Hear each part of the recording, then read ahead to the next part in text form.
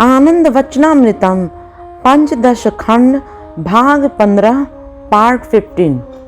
आनंद वचनामृतम आनंदमय प्रवचन blissful discourses 34 पुस्तकों की एक श्रृंखला है जो लेखक की विशाल साहित्यिक विरासत का हिस्सा है, जो दार्शनिक और समाज सुधारक श्री प्रभात रंजन सरकार उर्फ श्री श्री आनंद मूर्ति जी द्वारा दी गई है। उन्हीं 34 पुस्तकों की श्रृंखला में से आज मैं एक पुस्तक आप सभी को सुनाने वाली हूँ, जिसका नाम है आनंद वचनामृतम पंचदश खंड भाग 15 पार्ट 15। तो आइए हम शुरू करते हैं आनंद वचनामृतम पंचदश खंड पार्ट 15 भाग 15। कुर्वन्नेवेह कर्माणि जिजीविषेच्छतं समाः एवं त्वयि नान्यथेतोऽस्ति न कर्म लिप्यते नरे।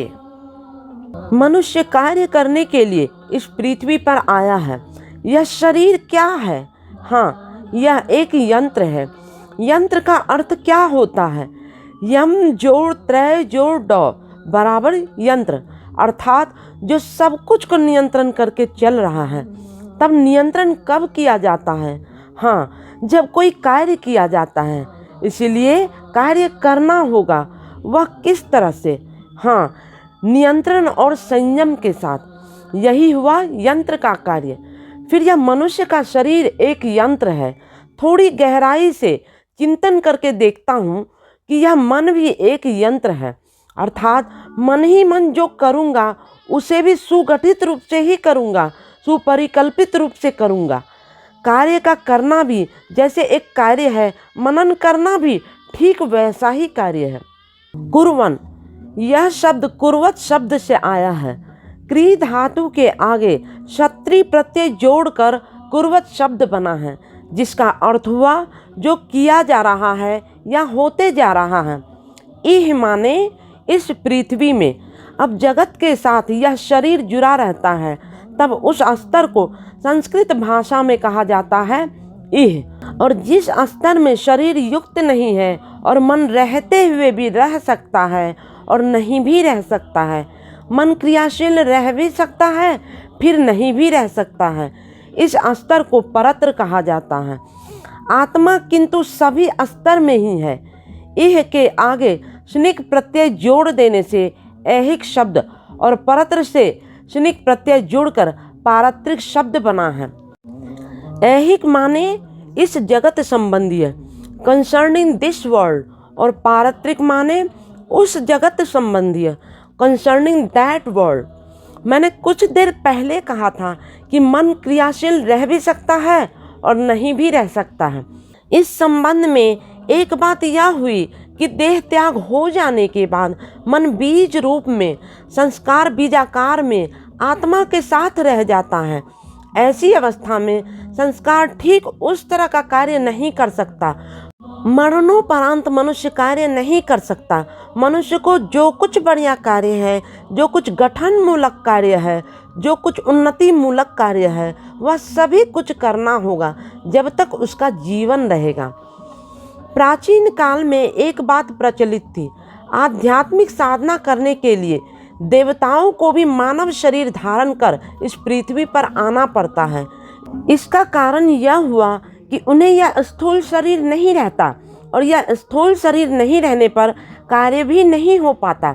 जितने दिनों तक मनुष्य जीवित रहता है, जितने दिनों तक यह उसका स्थूल शरीर है, उतने दिनों तक जितना अधिक संभव हो इस शरीर को कार्य में लगाया जाए।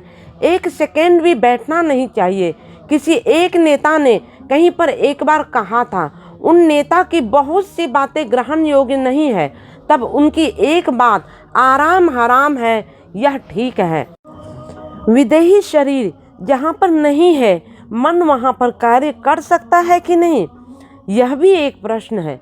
विदेही अवस्था में मन कार्य कर नहीं सकता, कारण उस अवस्था में चित्तानुपुंज एक्टोप्लाज्मिक स्ट्रक्चर कार्य नहीं कर सकता।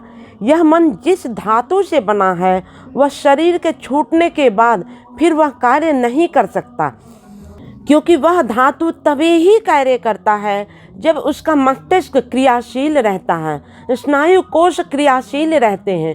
मृत्यु के कारण स्नायु कोश का मस्तिष्क के साथ संपर्क छूट जाता है, इसी से एक्टोप्लाज्मिक स्ट्रक्चर नहीं रह जाता है। अतएव लोग यह कहते हैं कि इस पेड़ पर भूत है, यह बात बिल्कुल बेकार की बात है, कारण कि उसका मस्तिष्क तो चिता में भस्म हो गया है या कब्र के भीतर मिट्टी हो गया है, अतः वह कार्य करेगा किस तरह से? वे अपने चित्ताणु के कुछ अंश को उनके संस्कारानुसार ही, यह संस्कार तो बीज रूप में मन के साथ संयुक्त है, अपने चित्ताणु से उनके मन को घुमा दिया। उनका तो अपना चित्ताणु नहीं है, क्योंकि शरीर तो शेष हो गया। ऐसी अवस्था में उस विशेष आत्मा की सहायता से, विशेष मन की सहायता से बहुत कुछ करवा ले सकते हैं। और इस ढंग के लोग यदि दुष्ट स्वभाव के हैं, तब तो इस विदेही मन की सहायता से किसी के मकान पर हड्डी फेंकना, ईंट फेंकना, यह सब कर सकता है। कभी या तो चारपाई ऊपर उठ गई, किंतु यह सब हो रहा है इस शक्तिशाली मनुष्य के चित्ताणु की सहायता से, इस मृत्य मनुष्य के चित्ताणु की सहायता से नहीं। अतएव ऐसे अपकर्म को रोकने के लिए, ढूंढ निकालने के लिए कि कौन बदमाश यह कार्य किए जा रहा है, उसे पकड़ कर पीटो। तुम देखोगे हड्डी का गिरना, ईंट का गिरना सभी बंद हो जाएगा। इन्हें ही अविद्या तंत्र कहते हैं। बहुत समय देखा जाता है कि ईंट फेंकते समय वह व्यक्ति पकड़ा गया, वह उस श्मशान के एक कोने में चुपचाप बैठा है और इस कार्य को किए जा रहा है अपने एक्टोप्लाज्मिक स्ट्रक्चर की सहायता से, और विदेही आत्मा उस कार्य को किए जा रही है और उस बेचारे का कोई दोष नहीं है। इस व्यक्ति के हाथ पर जोर से लाठी की चोट मारने पर वहीं पर ईंट गिरना बंद हो गया। फिर हो सकता है अपने एक्टोप्लाज्मिक स्ट्रक्चर की सहायता से चारपाई को ऊंचा उठा दिया, किंतु उस हाथ को तुम देख नहीं पा रहे हो, क्योंकि चित्ताणु तो दिखलाई नहीं पड़ता है। उसने हो सकता है हाथ को उठाया, ठीक उसी समय तुमने लाठी से प्रहार किया। यह जो बदमाश तांत्रिक है उसका हाथ टूट गया। वह व्यक्ति शायद 3 माइल की दूरी पर बैठा है। यह बड़ी मज़ेदार बात है। यह अविद्या तंत्र की वस्तु है। जो भी हो, मनुष्य इस जगत में जितने दिनों तक जीवित है, तब तक उसका देह, मन, आत्मा ये तीनों ही है। अब आत्मा क्या करेगी?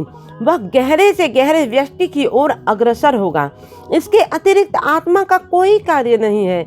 मन का कार्य हुआ, मन सर्वदा सत्कार्य में लिप्त रहेगा, सर्वदा अच्छे काम में व्यस्त रहेगा, जिससे आत्मा की अग्रगति होती रहे।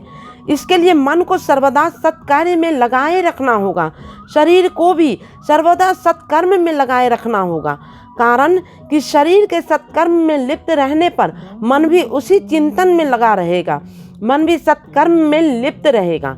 कोई व्यक्ति यदि चोर है, वह एकांत में बैठकर जब चिंतन करेगा, तब वह चोरी करने की बात ही सोचेगा। अतएव मन भी निम्न स्तर पर उतर जाएगा। चोरी नहीं कर रहा है, तब भी मन अधोगामी हो रहा है। जो मनुष्य सत्कर्म में लिप्त है और वह जब कोई कार्य नहीं कर रहा है, तब भी वह सत्कर्म के चिंतन में है, इसीलिए तब भी उसकी अग्रगति अव्याहत रहती है। कारण यह है कि मनुष्य का जो स्वभावगत संस्कार या आरोपित संस्कार है, यह दोनों ही मनुष्य को या तो उन्नति की ओर ले जाता है या नीचे उतार लेता है। इसके लिए 1200 वर्ष पुरानी बंगला में एक बौद्ध कविता है। पार गजर संग सोई, दुर्जन संग अवसर तोई, नाद न बिंदु न रवि न शशि मंडल। कहते हैं सृष्टि जगत में जो कुछ वस्तु है वह सभी ही इंद्रिय ग्राह्यता निबंधन तुम्हें सत्य रूप में प्रतिभात हो रहा है, अन्यथा वास्तव में ये अस्तित्व तुम्हारे स्वीकृत नहीं है। स्वभावतः इसी से मनुष्य का चित्त मुक्त ही है, किंतु मनुष्य का चित्त मुक्त है वह ऐसा समझता नहीं है, उसे बंधन युक्त समझता है। इसी से क्रमशः मनुष्य बंधन में पड़ जाता है। उजुरे उजु छाड़ी न लेओ रे बांक। संस्कृत में रिजु शब्द से उजु शब्द आया है। ऋजु माने सीधा, स्ट्रेट।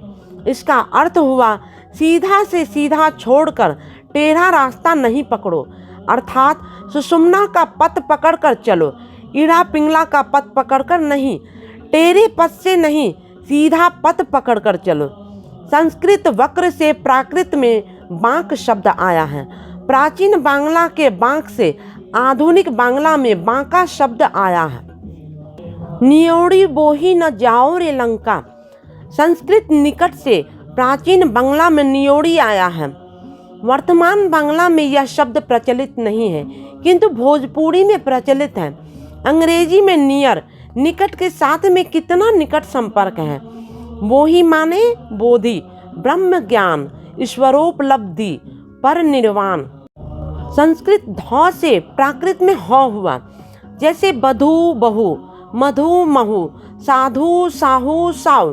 ठीक ऐसे ही बोधि बन गया बोही। बोधि ज्ञान तुम्हारे पास ही है, न जाओ रे लंका।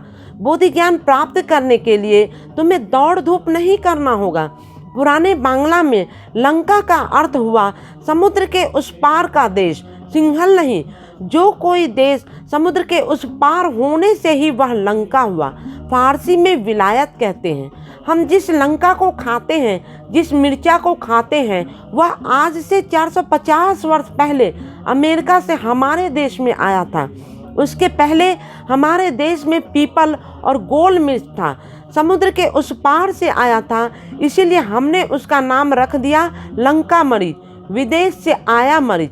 आश्चर्य की बात यह है कि आजकल मरीच शब्द ही उड़ा दिया गया और कहा जाता है लंका। नियोड़ी बोही न जाओ लंका, अर्थात बोधि ज्ञान निकट में ही है, उसके लिए लंका नहीं जाना होगा, अर्थात विदेश नहीं जाना होगा। हाथे कंगन ना लेओ दापन, हाथ में कंगन है, बाला पहने हो, उसे देखने के लिए तुम्हें आरसी लेना नहीं होगा, आईना लेना नहीं होगा। आरसी को संस्कृत भाषा में कहा जाता है आदर्शी या दर्पण। इससे प्राचीन बांग्ला में दापन, मराठी भाषा में आरसा कहते हैं। वर्तमान में दर्पण शब्द व्यवहार नहीं होता है। आईना शब्द फारसी है। हाथ का बाला देखने के लिए तुम्हें दर्पण नहीं लेना होगा। अपने अप बुझत नियमन, तुम स्वयं ही अपने मन से विचार कर देखो, तुम कितने साधु हो, कितने सच्चे हो, कितने सरल हो, कितना वक्र हो। इसे समझने के लिए अन्य किसी सहायता की जरूरत नहीं है, अन्य किसी की सहायता की जरूरत नहीं है। तुम इसे स्वयं ही भली भांति जानते हो कि तुम कितने पवित्र हो। अपने अप बुझत नियमन, पार गजर सोई, दुर्जन संग अवसर तोई। यह जो मन है, यह जो सत्संग पाने पर अनायास ही तुम्हें इष्ट की ओर ले जा सकता है और औसत संग पाने पर तुम्हें ध्वंस की ओर ले जाता है। वाम दाहिन जो खल विखला, सरह भनई बापा ओजू बाट भैला। कवि का नाम सरह है। 1200 वर्ष पहले बौद्ध युग में इनका जन्म हुआ था। उन्होंने कहा था, देखो मनुष्य, तुम जो आगे की ओर बढ़ते ही जा रहे हो, तुम्हारे दाहिनी ओर और बाईं ओर गहरी खाई है। थोड़ा सा कहीं जो पैर फिसला कि तुम गहरे पानी में जा गिरोगे। संस्कृत बप्र से प्राकृत में बप शब्द हुआ है। पुराने बांग्ला में बप्पा, इसी से वर्तमान बांग्ला में बप्पा, बाबा, बापू हुआ है। बापा भी चलता था आज से 150 वर्ष पहले, अब यह नहीं चलता है। खना के वचन में देख यदि माँ कुंदा, चोपा ना जाओ रे बापा। कवि सरह ने कहा है, देखो बाबा, सीधा पथ चलना ही अच्छा है। अब बात ऐसी है कि कुर्वन्ने वे है कर्माणि जिजी विशेष तंग समा। सत्कर्म करने के लिए मनुष्य का शरीर भी है, मन भी है, आत्मा भी है। मर जाने के बाद कुछ भी नहीं रहेगा। इसीलिए जीवित काल में जितना संभव हो अच्छे कार्य किए जाओ। जिजी विशेष तंग समा। इस अच्छे कर्म के लिए तुम्हें 100 वर्ष जीवित रहना होगा, अन्य किसी कारण से नहीं। हम जब भूमध्य सागर के ऊपर से होकर यूरोप की ओर जा रहे थे तो उस समय हमारे दल से एक ने कहा, यत पाई तत खाई, खावड़ बाड़ा काज नाई। अब वह स्वयं ही अधिक खा रहा था। मैं उसका नाम उल्लेख नहीं करूँगा, जानते तो हो ही। बांग्ला में एक प्रवाद है, बललुम कथा सबार माझे, जार कथा तार प्राणे बाजे। तब तुम लोगों ने मुझसे पूछा, यह कविता कैसी हुई है? मैंने कहा, यह कविता अच्छी ही हुई है। मैं उसके साथ और 2 पंक्ति जोड़ देना चाहता हूँ। देखे सुने मेपे खाई, खाबार जन्य आसी नाई। हम आए क्यों हैं? हाँ, कार्य करने आए हैं। तब जैसे गाड़ी चलती है, इंजन चलता है, उसके लिए उसका तेल, जल, कोयला चाहिए। मनुष्य आया है काम करने के लिए, जिससे वह कार्य कर पाए। उसके लिए उसे भोजन करना होगा। भोजन के लिए वह आया नहीं है, कार्य करने के लिए वह आया है। और इसके लिए वह चेष्टा करेगा कि जितने दिनों तक जीवित रहा जाए। यदि 100 वर्ष तक जीवित रहा गया तब भी। समा माने वर्ष, शतंग समाह अर्थात 100 वर्ष। बहुतों की यह धारणा है कि प्राचीन युग के लोग खूब अधिक दिनों तक जीवित रहते थे। मेरे विचार से यह धारणा खूब ठीक नहीं है। यदि ऐसा होता तब तो इस श्लोक में लोगों ने क्यों कहा 100 वर्ष जीवित रहना चाहेगा? 100 वर्ष तो बहुत अधिक लोग जीवित नहीं रहते थे। तब हाँ, 100 वर्ष उनके लिए बहुत अधिक दिन मालूम पड़ता था। तभी न कहते थे 100 वर्ष जीवित रहने की चेष्टा करो। ऐसी बात नहीं है। बहुत अधिक लोग 100 वर्ष भी नहीं बचते थे।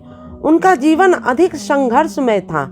एक गोरिल्ला वन के वायुमंडल में 22 वर्ष के लगभग जीवित रहता है।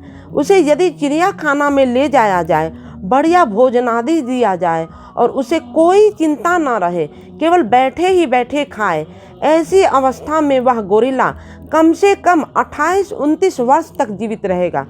उसका वह जीवन बहुत ही सुरक्षित जीवन है, निश्चिंत जीवन है। उस युग में मनुष्य का जीवन निश्चिंत नहीं था। केवल संघर्ष, मारपीट, यही सब चलता मनुष्य में, मनुष्य पशु में, पशु पशु में। अतएव कम आयु में ही मारे जाते। अब मनुष्य की औसतन आयु भी बढ़ते जा रही है। उस समय के लोग आशीर्वाद देते, शत शरदं जीव अर्थात शतायु हो। इसका माने 100 वर्ष तक जीवित रहना उस युग में स्वाभाविक नहीं था। शत शरदं जीव शतायुर्भव। शतायुर्भव के प्रसंग में एक मजेदार कहानी प्रचलित है। महाप्रभु एक बार पितृभूमि दर्शन करने के लिए गए थे। उस जमाने में कहीं दूर जाना होता तो या तो पैदल जाना पड़ता या नाव से जाना पड़ता। वे बड़े ही हंसमुख व्यक्ति थे। साधारणतः बौद्धिक और आध्यात्मिकता में उन्नत लोग कुछ अधिक ही विनोदी होते हैं। वहाँ से वे जब नवद्वीप वापस आए तब सभी ने उनसे पूछा, आपने उस देश में क्या क्या देखा? महाप्रभु ने कहा, मैंने वहाँ पर देखा तो बहुत कुछ ही, अति ही सुंदर सब्ज सुनहरा देश है।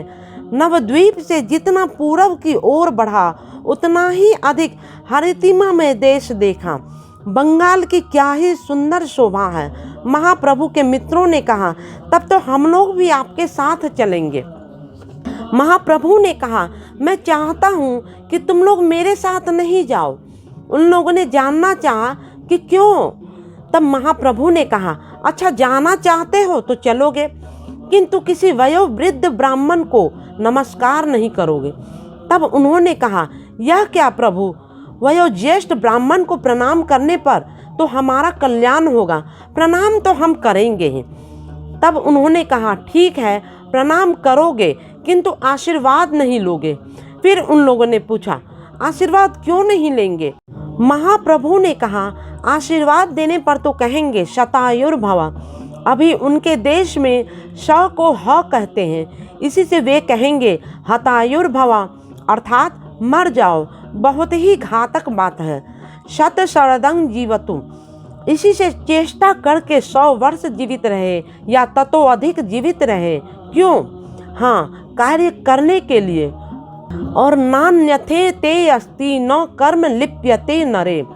इस तरह से यदि कार्य करने के लिए जन कल्याण के उद्देश्य से यदि 100 वर्ष कोई जीवित रहना चाहे तो उसका जीवित रहना सार्थक होगा, कारण कि उसे कर्म बंधन में लिप्त नहीं होना पड़ेगा, क्योंकि वह तो जन कल्याण के लिए कार्य कर रहा है ना। कर्म करी जेई जन फलाकांक्षी हया, वाणिकेर मत से वाणिज्य करया, फल लोभे कर्म करे लुब्ध बलि तारे, पुनः पुनः लोभे पड़े नरक दुष्तरे, आमी जहाँ कर्म करी फलाकांक्षी नई, समर्पण करी सर्व ईश्वरे रठाई। इस प्रकार से जन कल्याण के उद्देश्य से कोई यदि कर्म करता है तब उसे कर्म बंधन में लिप्त नहीं होना पड़ेगा। उस कर्म का जो प्रतिकर्म है उसे भोग करने के लिए उसे पुनः पृथ्वी पर वापस नहीं आना होगा। शुभ कर्म का शुभ फल है, अशुभ कर्म का अशुभ फल भोग करने के लिए उसे फिर पृथ्वी पर आना नहीं होगा। जन सेवा के उद्देश्य से, अन्य किसी उद्देश्य से नहीं, यदि कोई कार्य करता है तब उसे कर्म बंधन में लिप्त होना नहीं होगा। उस कर्म के द्वारा अन्य दूसरे का जो कल्याण हुआ उसे ही वह पुरस्कार के रूप में ग्रहण करेगा, अन्य दूसरा पुरस्कार वह नहीं मांगेगा। यही है शुद्ध मनुष्य का जीवन। इसके लिए ही मनुष्य पृथ्वी पर आया है, इसके लिए ही पृथ्वी पर मनुष्य का आना है। श्री श्री आनंद मूर्ति जी, प्रातः काल, कलिकाता, 5 अक्टूबर 1989 ईस्वी। तुम लोगों का आना अकारण नहीं है। तुम लोग जानते हो प्राचीन काल से ही कार्य कारण तत्व चला आ रहा है। यह बराबर का ही स्वीकृत सिद्धांत है कि जहाँ पर कार्य रहता है वहीं पर उसका एक कारण भी रहता है। इस तत्व का प्रथम प्रचार महर्षि कणाद ने किया। उन्होंने ही प्रथम घोषणा की कि जहाँ पर कार्य या इफेक्ट का बाह्यिक अभिप्रकाश रहता है वहीं पर एक कारण भी अवश्य है। हम लोग उस कारण को जान भी सकते हैं और नहीं भी जान सकते हैं, किंतु कारण तो एक अवश्य ही है। परंतु इसके साथ ही तुम लोग यह भी स्मरण रखोगे कि कार्य के पीछे कारण अवश्य ही रहेगा, किंतु कारण रहने पर वह कार्य रूप में प्रकाशित हो भी सकता है या नहीं भी हो सकता है। जैसे जहाँ पर अंकुरोद्गम हो रहा है वहाँ पर बीज हुआ अंकुर का कारण, तब बीज रहने पर अंकुर दिखेगा ही, कोई ठीक नहीं है। अंकुरोद्गम घट भी सकता है और नहीं भी घट सकता है, क्योंकि उस बीज का अंकुरित होने का सामर्थ्य न हो। फिर बीज में अंकुरित होने की क्षमता रहने पर भी हो सकता है कि उसने अंकुर सृष्टि नहीं की। बीज खराब होने पर या दुर्बल होने पर उससे तो अंकुरोद्गम होगा नहीं। फिर हो सकता है कि एक अच्छा बीज है, किंतु अच्छा बीज अपने लिए उपयुक्त मिट्टी, रोशनी, हवा या जल के स्पर्श में न आ सका हो। ऐसी अवस्था में तो वह बीज अंकुरित नहीं होगा। इसलिए हम अवश्य ही कह सकते हैं कि इस विश्व का कुछ भी कहीं पर अकारण नहीं है। यही जो हम लोग इतने यहाँ पर आए हैं, इस आने में निश्चय ही किसी कारण तत्व का कार्य रूप है। यह आना यदि कार्य रूप है तब कारण क्या है? हम इतने लोग आए ही क्यों? यह क्यों हुआ? अब किसी वस्तु की एक प्रवाहमानता या फ्लो बहुत दिनों से है, किंतु मान लो वह प्रवाहमानता यदि कुछ अधिक तीव्र न हो सकी तो वहाँ पर कालक्रम में गति का वेग कम हो जाता है और अंत में वहाँ पर अधोगति या पश्चात गति प्रारंभ हो जाती है। हमारे मानव समाज में प्रारंभ से ही गति की द्रुतता का प्रभाव था, कभी उसका पश्चात अपसारण भी प्रारंभ हुआ था। अब तो मानवता की दुर्दशाग्रस्त अवस्था है, उसका भविष्य भी अंधकार में है। इसी से कुछ करने के लिए ही हमारा यहाँ पर आना हुआ है। मैं यहाँ पर आया हूँ कुछ करने के लिए, तुम लोग भी आए हो कुछ करने के लिए। मेरा आना अवश्य ही तात्पर्यपूर्ण है, तुम लोगों का आना भी निश्चय ही कम तात्पर्यपूर्ण नहीं है। हम लोगों का एक मिशन है, हम एक महान व्रत लेकर आए हैं। हम लोगों का जीवन एक व्यष्टिक रूप से और सामूहिक रूप से ठीक उस महान व्रत स्वरूप है। हम लोगों का मिशन बहुवचनांत नहीं है, हमारा यौत मिशन एक ही है। यहाँ पर हम एक और अभिन्न हैं। कुछ कार्य करने के लिए हमारा यहाँ पर आना हुआ है और यही हुआ कारण उपादान। तब इसका कार्य रूप कैसा होगा? इसका कार्य रूप यह होगा, दुनिया उपलब्धि करेगी कि मानव समाज एक और अविभाज्य है तथा स्वर्ग मर्त्य की कोई शक्ति भी इस महान मानव समाज को ध्वंस नहीं कर सकेगी।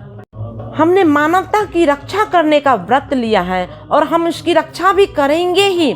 हाँ, एक और बात है, हम लोगों का आना यहाँ पर अकारण नहीं है, इसके पीछे अवश्य ही कारण निहित है। इसे जान कर रख लो, हम में कोई महत्वहीन नहीं है, प्रत्येक को ही कुछ करना होगा और हम करेंगे भी। और ध्यान दो, हम सभी ही परस्पर एक दूसरे से घनिष्ठ रूप से संपर्कित हैं। इससे प्रमाणित होता है कि हम लोगों में अतीत में भी एक यूनिटी थी, एक एकता थी, एक घनिष्ठता थी, एक पारस्परिक निकटता का बंधन था। इसी से तो हम एक साथ आए हैं। यह भी अर्थहीन नहीं है, यह भी हमें सर्वदा ही स्मरण रखना होगा।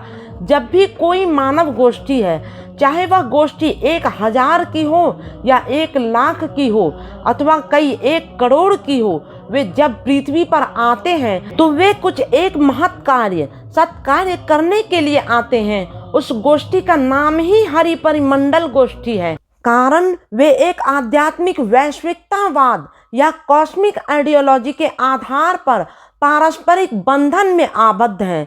इसी से तुम लोग भविष्य में वंशधरों के लिए एक शक्तिशाली दृढ़ सन्निबद्ध हरि परिमंडल गोष्ठी बनाने आए हो। श्री श्री आनंद मूर्ति जी, कलिकाता, प्रातः काल 6 अक्टूबर 1989 ईस्वी। ज्ञात्वा शिवं शान्तिमत्यन्तमेति सूक्ष्मातिसूक्ष्मं कलिलस्य मध्ये विश्वस्य स्रष्टा रमणैकरूपम् विश्वस्यैकं परिवेष्टितारं ज्ञात्वा शिवं शान्तिमत्यन्तमेति। कहा गया है कि वे सूक्ष्म हैं। जो वस्तु इंद्रिय ग्राह्यता में स्वाभाविक ढंग से नहीं आती उसे सूक्ष्म कहते हैं। अर्थात जिस वस्तु को मनुष्य साधारण दृष्टि से नहीं देख पाता, वह वस्तु इतनी ही छोटी या इतनी ही बड़ी है जिसे मनुष्य का कान पकड़ नहीं सकता, इतनी ही नीची आवाज है या इतनी ही जोर की आवाज है।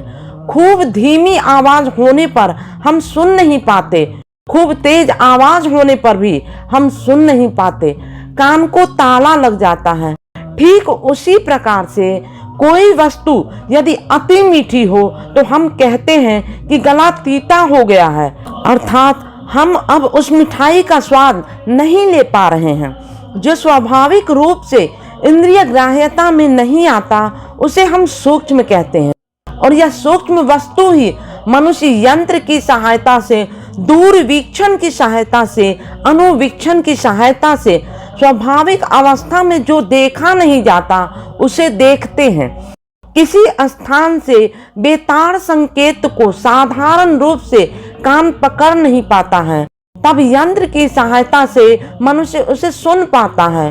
और अति सूक्ष्म होने पर जो यंत्र के सामर्थ्य के बाहर है, अर्थात सूक्ष्मत्व या अति सूक्ष्मत्व की मात्रा कालानुसार, व्यष्टि अनुसार पृथक पृथक होता है। आज हम जिस वस्तु को यंत्र की सहायता से वह वस्तु इतना ही सूक्ष्म है पकड़ नहीं पाते, कल हो सकता है कि ऐसा यंत्र आविष्कृत हो सकता है जिसके द्वारा हम उसे पकड़ पाएंगे, तब वह और अति सूक्ष्म नहीं रह पाता। किंतु तब भी अति सूक्ष्म कोई न कोई कुछ न कुछ रह जाएगा।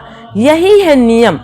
सूक्ष्माति सूक्ष्मं कलिलस्य मध्ये विश्वस्य स्रष्टा रमणैक रूपम। कलिलंग इस शब्द का वैदिक भाषा में बहुत सा अर्थ है। साधारण तौर पर सर्वजन ग्राह्य माने आधार होता है। किस प्रकार का आधार?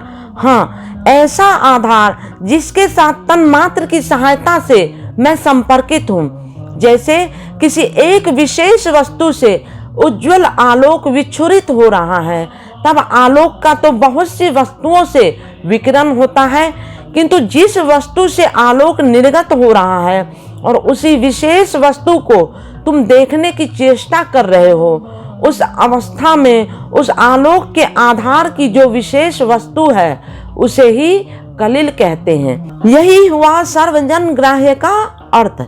कहा गया है कि जो कलिल अति सूक्ष्म या अति बड़ा है, उस कलिल में भी विश्वस्य सृष्टारमनेक रूपम है।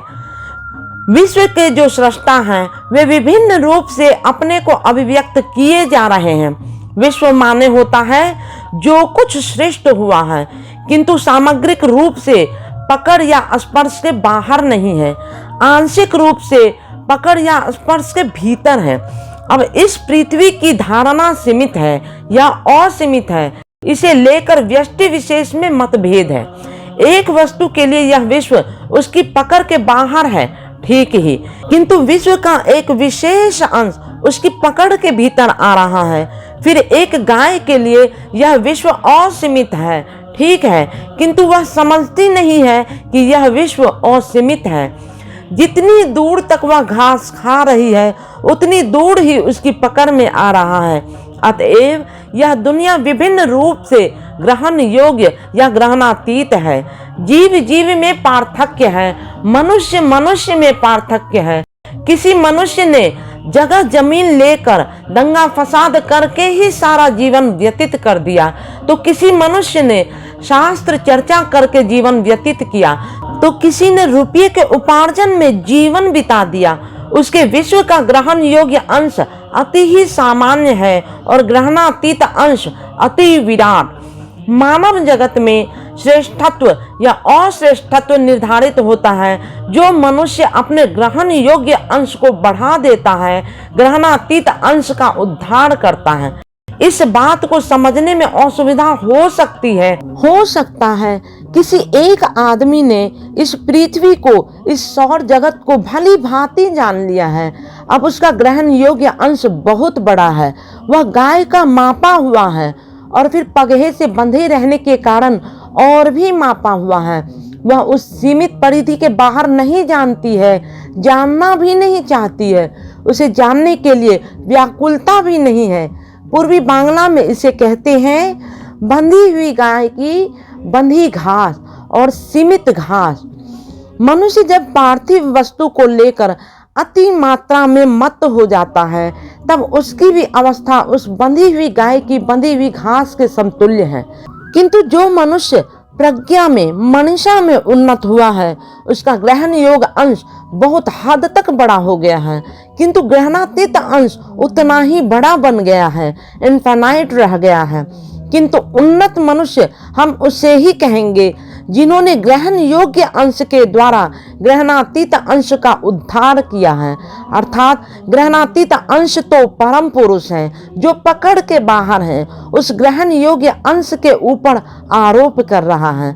छोटे परिवार को लेकर वह घर परिवार किए जा रहा है।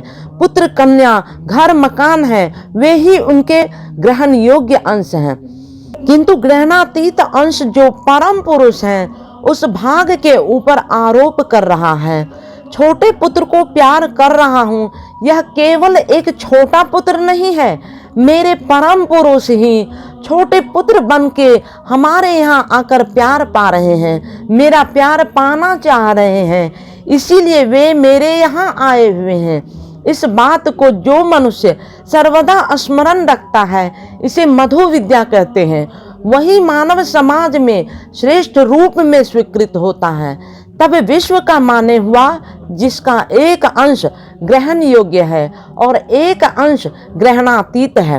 विश्व माने यह पृथ्वी नहीं, विश्वस्य सृष्टारमनेक रूपम। विश्व के सृष्टा अनेक रूप में मनुष्य के सन्निकट घूम रहे हैं, अजस्र रूप में, अजस्र रंग में। इसी से बाउल कवि ने गाया है, तोमार रूपे मुग्ध आमी, मुग्ध तोमार गुणे, पार घाटाते बसे आछी, तोमार नाम सुने। सभी मनुष्य ही पार घाटा पर बैठे हुए हैं। पार घाटा माने घाट की उल्टी दिशा में। विश्व सृष्टा के अनेक रूप हैं, उनकी गिनती कर तुम उनका अंत नहीं पाओगे।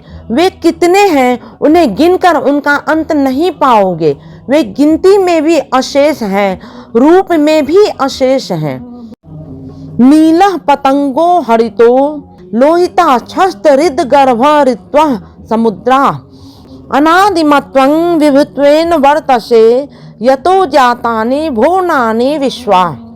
ये जो नीले रंग के छोटे छोटे कीट पतंग हैं, ये जो हरे रंग के छोटे छोटे कीट पतंग हैं, शरद काल में उड़ रहे हैं, ये जो छोटे छोटे लाल रंग के कीट हैं, ये जो बड़ी बड़ी ऋतुएं हैं, ये जो विराट समुद्र है, ये जो गर्जनशील विराट मेघ पुंज है, ये सभी वे ही हैं, अनेक रूपों में वे ही हैं। ये जो मेघ का हुंकार है, यह जो वज्रपात है, सभी ही तुम्हारे अस्तित्व के द्योतक हैं।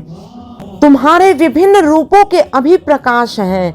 एक दो रूप नहीं है, अजस्र रूप हैं, अनंत रूप हैं। उन्हें देखकर शेष नहीं किया जा सकता है और देखने का सामर्थ्य भी मनुष्य को नहीं है। अनादिमत्वं विभुत्वेन वर्तसे। तुम आदिहीन हो, अंतहीन हो। तुम्हारे अनादि विभुत्व के द्वारा, ऐसी शक्ति के द्वारा, तुम्हारी विशेष शक्ति के द्वारा, तुम्हारी जो शक्ति है उसके बारे में मनुष्य सोच ही नहीं सकता। उस शक्ति के बारे में मनुष्य को सोचने का सामर्थ्य नहीं दिया गया है। सोचने पर मनुष्य स्वयं को ही खो बैठता है। तुमने उसी विभुत्व के द्वारा, ऐसी शक्ति के द्वारा अपने को सुप्रतिष्ठित कर रखा है। तुम्हारे अस्तित्व को, तुम्हारे सामर्थ्य को, तुम्हारे गुण को, तुम्हारे गौरव को चैलेंज करने का सामर्थ्य किसी मनुष्य में नहीं है। यतो जातानि भुवनानि विश्वा। जितने प्राणी ने जन्म ग्रहण लिया है वे सभी ही तुम्हारे खंड विकास हैं। तुम्हें मापने समझने का सामर्थ्य किसी में नहीं है। माप करने की चेष्टा या अपचेष्टा मनुष्य के लिए केवल समय नष्ट करना मात्र है। विश्वस्यैकं परिवेष्टितारं। वे जो केवल विश्व में अनंत रूप धारण कर विशेष रूप से विकसित हुए हैं, इतना ही नहीं, वे विश्वस्यैकं परिवेष्टितारं हैं, अर्थात इस विश्व के बाहर भी वे हैं। यह जो विश्व है वह मनुष्य के सामर्थ्य के बाहर है। तुमने उसे घेर रखा है। वह तुम ही हो, सभी में तुम ही छिपे हुए हो। वही तो मेरे तुम हो। विश्व जनेर पाएर तले धूलिमय जे भूमि, सही तो आमार तुमी। सौबाय निये सौबार माझे लुकिए आछो तुमी, सही तो आमार तुमी। सभी को लेकर, सभी के बीच तुम जो छिपे हुए हो, वही तो मेरे तुम हो, जो सर्वापेक्षा मेरे अपने हो। मन के प्रति स्पंदन के साथ परिचित हो। मेरे प्रत्येक मन की गुप्त बातों को मेरे जानने से पहले ही तुम उन्हें जान रखे हो। वही तो तुम हो। उसी तुम्हें जानने से ज्ञात्वा शिवम शांति मत्यंतमेति, अर्थात तुम शिव हो, तुम शांत हो। तुम्हें जानने पर ही शांति मिलती है। शिव का माने हुआ आत्मा या चैतन्य। शमनं करोति यह सह शंकर। जो सब कुछ को नियंत्रण किए हुए चल रहा है, जिसने सब कुछ को साम्यावस्था में ला दिया है, सब कुछ में शांति की प्रतिष्ठा की है, वे ही है शंकर। शांति कैसे प्रतिष्ठा करेंगे? स्वयं की अपनी शक्ति से, अपने दबाव से, अपने कर्तृत्व से, अपने सामर्थ्य से, अपने पद मर्यादा से। तभी उन्हें जानने से ही शांति मिल पाती है। शांति की विध्वंसी जितनी शक्तियां हैं, उन्हें संयत रख के, उन्हें दबाए रखकर उन पर कठोरता पूर्वक शासन करें, तभी शांति प्रतिष्ठित होती है। इस शांति की जो प्रतिष्ठा करते हैं वही हुए शंकर। सभी को दमन करते हैं वे शंकर हैं। सभी के जो अपने हैं, सभी के जो प्राण प्रिय हैं, तुम वही हो। उन्हें जान लेने से ही मनुष्य आंतरिक शांति लाभ करता है। आंतरिक शांति माने अस्थाई शांति, अस्थाई शांति नहीं। 2 दिन शांति रही, तीसरे दिन फिर वही अशांति, ऐसा नहीं। जो अस्थाई है, जो शाश्वत कल्याण की ओर ले जाएगा, उसे ही कहेंगे आंतरिक शांति। वही परम पुरुष हैं। उन्हीं शिव शंकर को जान लेने पर ही मनुष्य आंतरिक शांति पा सकता है, अन्य किसी उपाय से नहीं। श्री श्री आनंद मूर्ति जी, 7 अक्टूबर 1989 ईस्वी, कोलकाता। कर्मण्यवाधिकारस्ते कर्मण्यवाधिकारस्ते माँ फलेषु कदाचन माँ कर्म फल हेतुर्भुमा ते संगोस्त्व कर्मणि। कहा गया है मनुष्य तुम्हारा कर्म करने का अधिकार है, उसके फल में नहीं। फल प्राप्ति के लिए फल की ओर, फल के लोभ में कर्म को मत करो। साधारण दृष्टि से इस वस्तु में असंगति रह गई है। अंततः एक बड़े परिमाण में एक मनस्तात्विक त्रुटि रह गई है। अंततः कृष्ण जैसे इतने बड़े विराट व्यक्तित्व मनस्तात्विक त्रुटि करेंगे, ऐसा कोई उपदेश देंगे, इसे सोचा भी नहीं जा सकता। तब यह सत्य है। कर्मण्यवाधिकारस्ते, कर्म में तुम्हारा अधिकार है। कर्म माने क्या है? क्री धातु में मन प्रत्यय लगाकर कर्म शब्द बना है। क्री धातु का माने हुआ कुछ करो। तुम लोग जानते हो मन में जो शब्द जिस प्रकार की प्रतिक्रिया की सृष्टि करता है, उसी के आधार पर क्रियापद बनता है और उस क्रियापद के आधार पर शब्द बनता है। यही साधारणतया नियम है।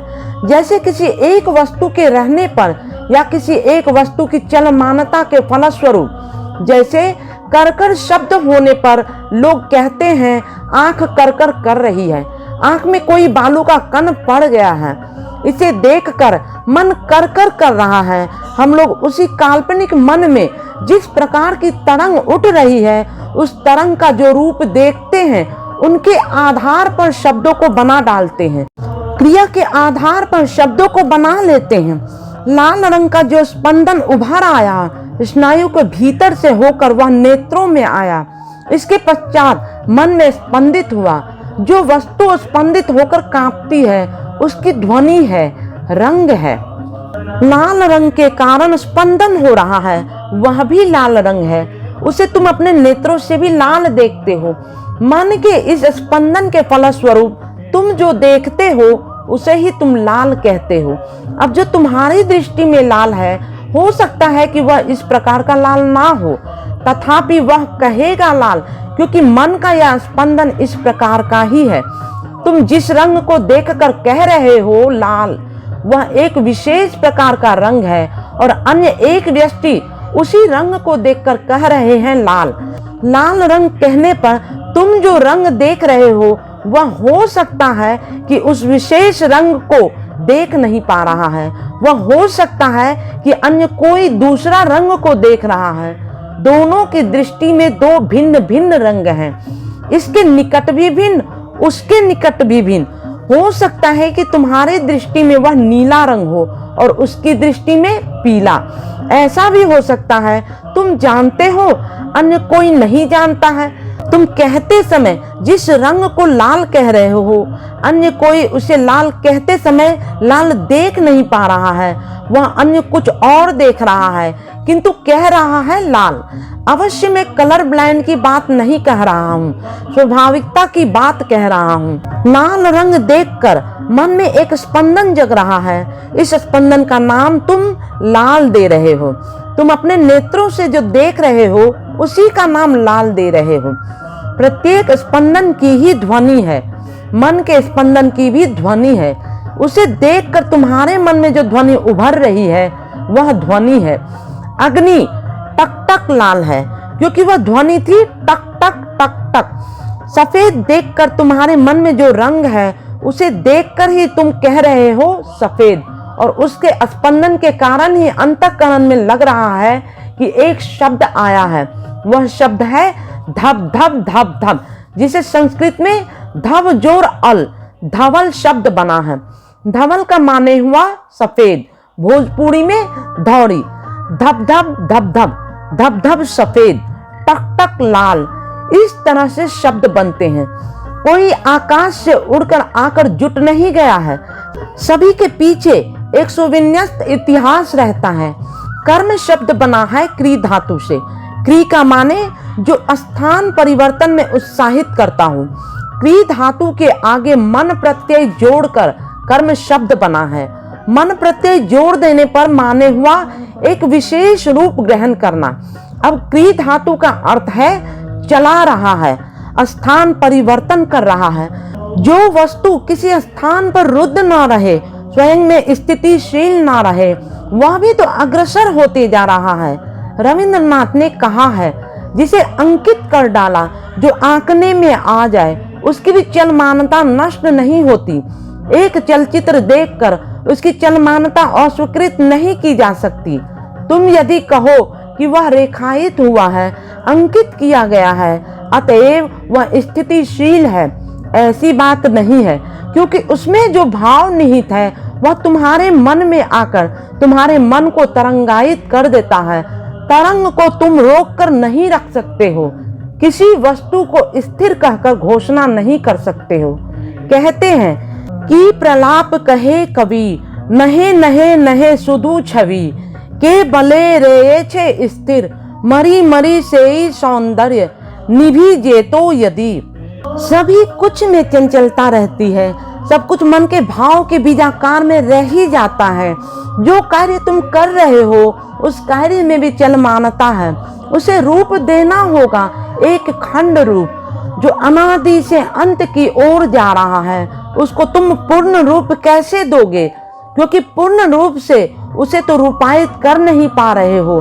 एक तरफ अनादि, दूसरी तरफ अनंत, तब रेखा अटक रही है कहाँ? वह एक खंड अवस्था में अटक नहीं जा रही है। वहां पर कुछ घेर देने से वहां पर कुछ अंश तक घेर दिया, विशेष विशेष अंश को खंडीकृत रूप को घेर दिया। उस खंडीकृत अनंत काल प्रवाह में जो कर्म धारा आगे बढ़ते जा रही है, अनादिकाल से अनंत की ओर, उसके एक विशेष प्रक्षेप को तुम एक सीमा में बांध सकते हो। और ऐसी अवस्था में क्री धातु के आगे मन प्रत्यय करके कर्म शब्द संपन्न हुआ है। काल प्रवाह के एक विशेष अंश को, खंड रूप को तुम पकड़े रहे हो, वही हुआ कर्म। कृष्ण ने कहा है, कर्मण्यवाधिकारस्ते मां फलेषु कदाचन। कर्म के ऊपर तुम्हारा अधिकार है, कर्म फल के ऊपर नहीं। तुम्हारा शरीर है प्राण शक्ति, उसकी सहायता से वस्तुओं के स्थानांतरण होते रहते हैं। इस स्थानांतरण को ही कर्म कहते हैं। अनंत काल प्रवाह का एक खंड कर्म में तुम्हारे अधिकार अवश्य ही है। शरीर है, वाइटलिटी है, तुम्हारे हाथ पैर हैं, तुम्हारी चिंतन शक्ति है, तुम्हारा एक्टोप्लाज्मिक स्ट्रक्चर है, तुम्हारा बहुत कुछ है, तुम बहुत कुछ कर सकते हो। एक स्थान पर रहकर ही तुम बहुत जगह जा सकते हो। तुम्हारा शरीर या मन बहुत कार्य कर सकता है, उनसे कार्य कराने का अधिकार अवश्य ही तुम्हारा है। तुम निष्कर्म होकर रह सकते हो, पी पू फी शु, यह सभी कुछ तुम हो जा सकते हो। यह सभी होना तुम्हारे वश में है। कहा गया है, कर्म में अधिकार है, फल में अधिकार नहीं है। कर्म के साथ उसकी प्रतिक्रिया अभिन्न रूप से जुड़ी हुई है। कारण यह है कि वह रिफ्लेक्टेड या रिफ्रैक्टेड होगा ही। यह जो कर्म रंग है उसका रिफ्लेक्शन या रिफ्रैक्शन होगा ही। ये दोनों ही प्रतिक्रियाएं हैं। अतएव जहां पर तुमने कार्य किया, जिस प्रकार का कार्य किया, उसी प्रकार की प्रतिक्रिया, उसी प्रकार का रिफ्लेक्शन या रिफ्रैक्शन होना ही होगा। किंतु वह जो रिफ्लेक्टेड या रिफ्रैक्टेड प्रतिकर्म है वह तो तुम्हारे हाथ में है ही नहीं। करने के लिए मनमानी किए हो, यही तो तुम्हारा अधिकार है। इसीलिए कहा जाता है कि फल के ऊपर तुम्हारा अधिकार नहीं है, अधिकार रह ही नहीं रहा है। और जिस हेतु फल के ऊपर अधिकार रह ही नहीं रहा है, उस हेतु सोच समझकर कार्य करोगे। कार्य करो, अच्छा कार्य करो, खूब अच्छा कार्य करो। एक बार कार्य करने के बाद उसके फल को तुम वापस नहीं ला सकते हो। इसी से सोच समझकर कार्य करना होगा, क्योंकि कार्य करना तुम्हारे वश का है। और कार्य करके यदि फल के लिए चिंतन करते रहो तो इसका कोई मतलब नहीं होता। स्मरण रखो, प्रतिक्रिया स्वाभाविक रूप से ही, स्वाभाविक धर्म से ही आएगी। कर्तृत्व, कर्म, कर्मफल। कर्म मनुष्य स्वयं करता है और उसका फल प्राकृतिक नियम से ही मिलता है, उसे प्रभु नहीं कर देते। इसी से मनुष्य विपत्ति में पड़ने पर ही कहता है, नारायण, यह तुमने क्या किया, यही तुम्हारे मन में था। किंतु नारायण ने कुछ भी नहीं किया। नारायण के मन में कुछ भी नहीं था। तुमने कुकर्म किया, उसी का फल भोग किया। अब विपत्ति में पड़कर चित्कार कर मर रहे हो। बहुत से लोग ही कहते रहते हैं नारायण कुछ भी नहीं करते। तुमने जैसा किया है वैसा ही फल भोग कर रहे हो। स्पष्ट बात यही हुई। इसी से कुछ करने से पहले सोच समझ कर करोगे। कर्म में तुम्हारा हाथ है, कर्म फल तुम्हारे हाथ में नहीं है, वह प्रकृति के हाथ में है। नारायण तो कर्म कर देते नहीं है, वे कर्म फल भी नहीं देते। प्रकृति को उसकी अपनी स्वयं की परिधि में कार्य कर देने का अवसर प्रदान कर दे रहे हैं। प्रकृति तदनुयायी कर्तव्य किए जा रही है। वह तुम्हारे मन के मुताबिक नहीं चल रही है, वह अन्य किसी के मन के माफिक नहीं चल रही है, वह केवल नारायण के मन माफिक चल रही है। नारायण ने उन्हें जहाँ तक कार्य करने का अधिकार दिया है वह केवल उतना ही कर रही है, उससे अधिक करने का अधिकार उन्हें भी नहीं है। श्री श्री आनंद मूर्ति जी, 8 अक्टूबर 1989 ईस्वी, कलिकाता। कर्म ब्रह्मेति कर्म बहु कुर्वित, कर्म ब्रह्मेति कर्म बहु कुर्वित। कर्म ही ब्रह्म है, इसलिए खूब अधिक कर्म करो। सबको लेकर ही ब्रह्म है।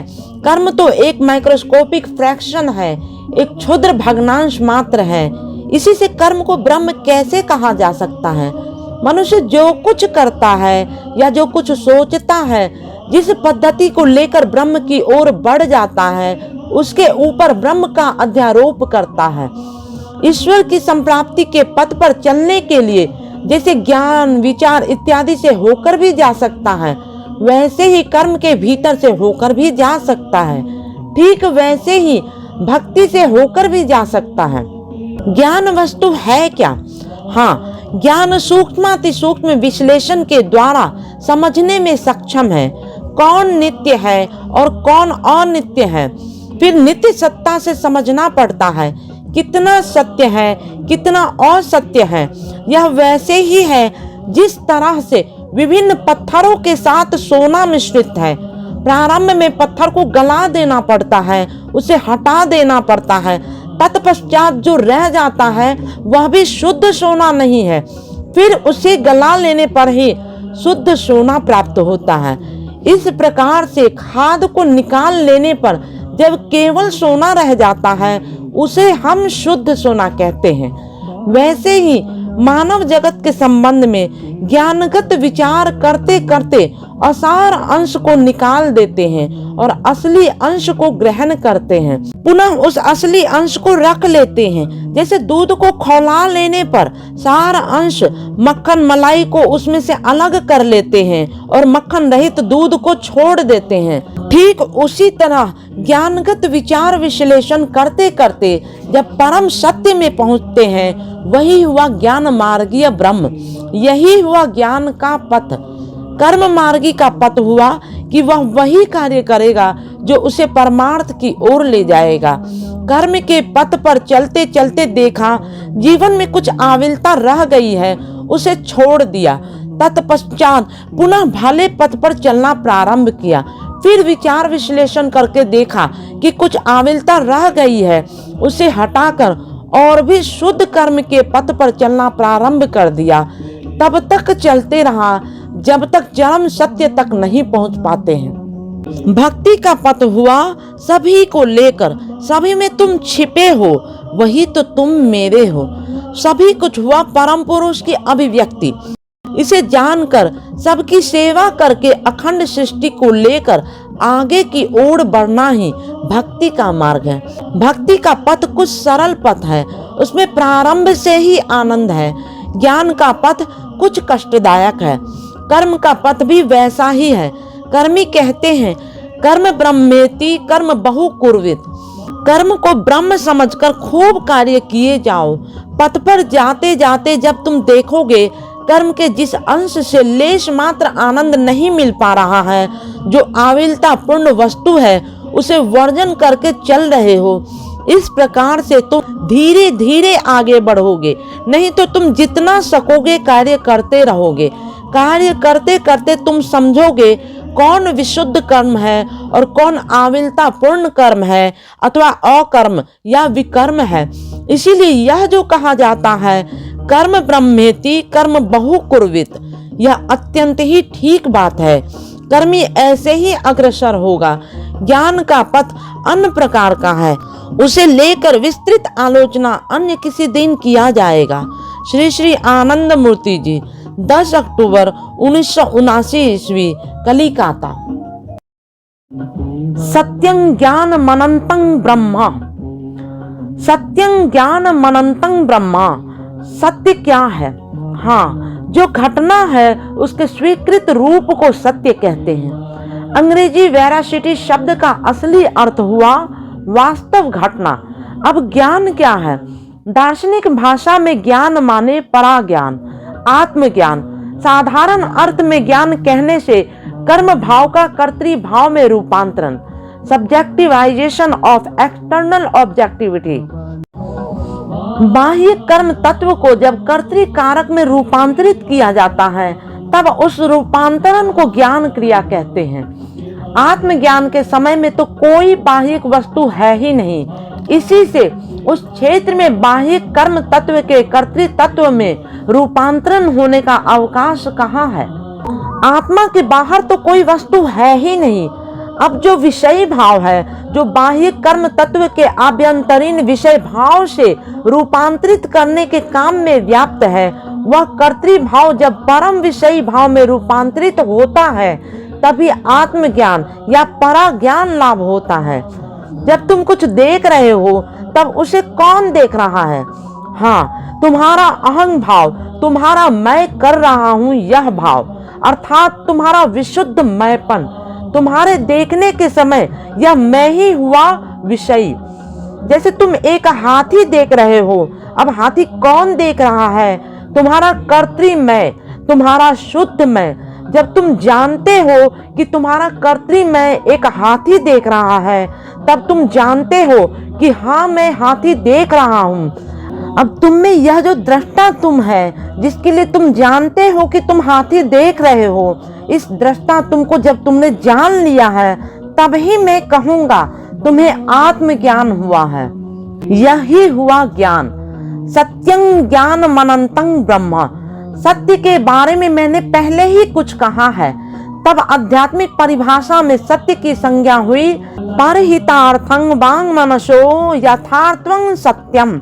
जब तुम दूसरे के हितार्थ कुछ करते हो उस समय तुम्हारी जो कर्मेशना या कर्मेशना प्रेषित मानस प्रक्षेप है उसे सत्य कहते हैं। किंतु यह तो दर्शन की भाषा है। व्यवहारिक जीवन में पंचभूत के जगत में सत्य कहने पर यही समझा जाता है।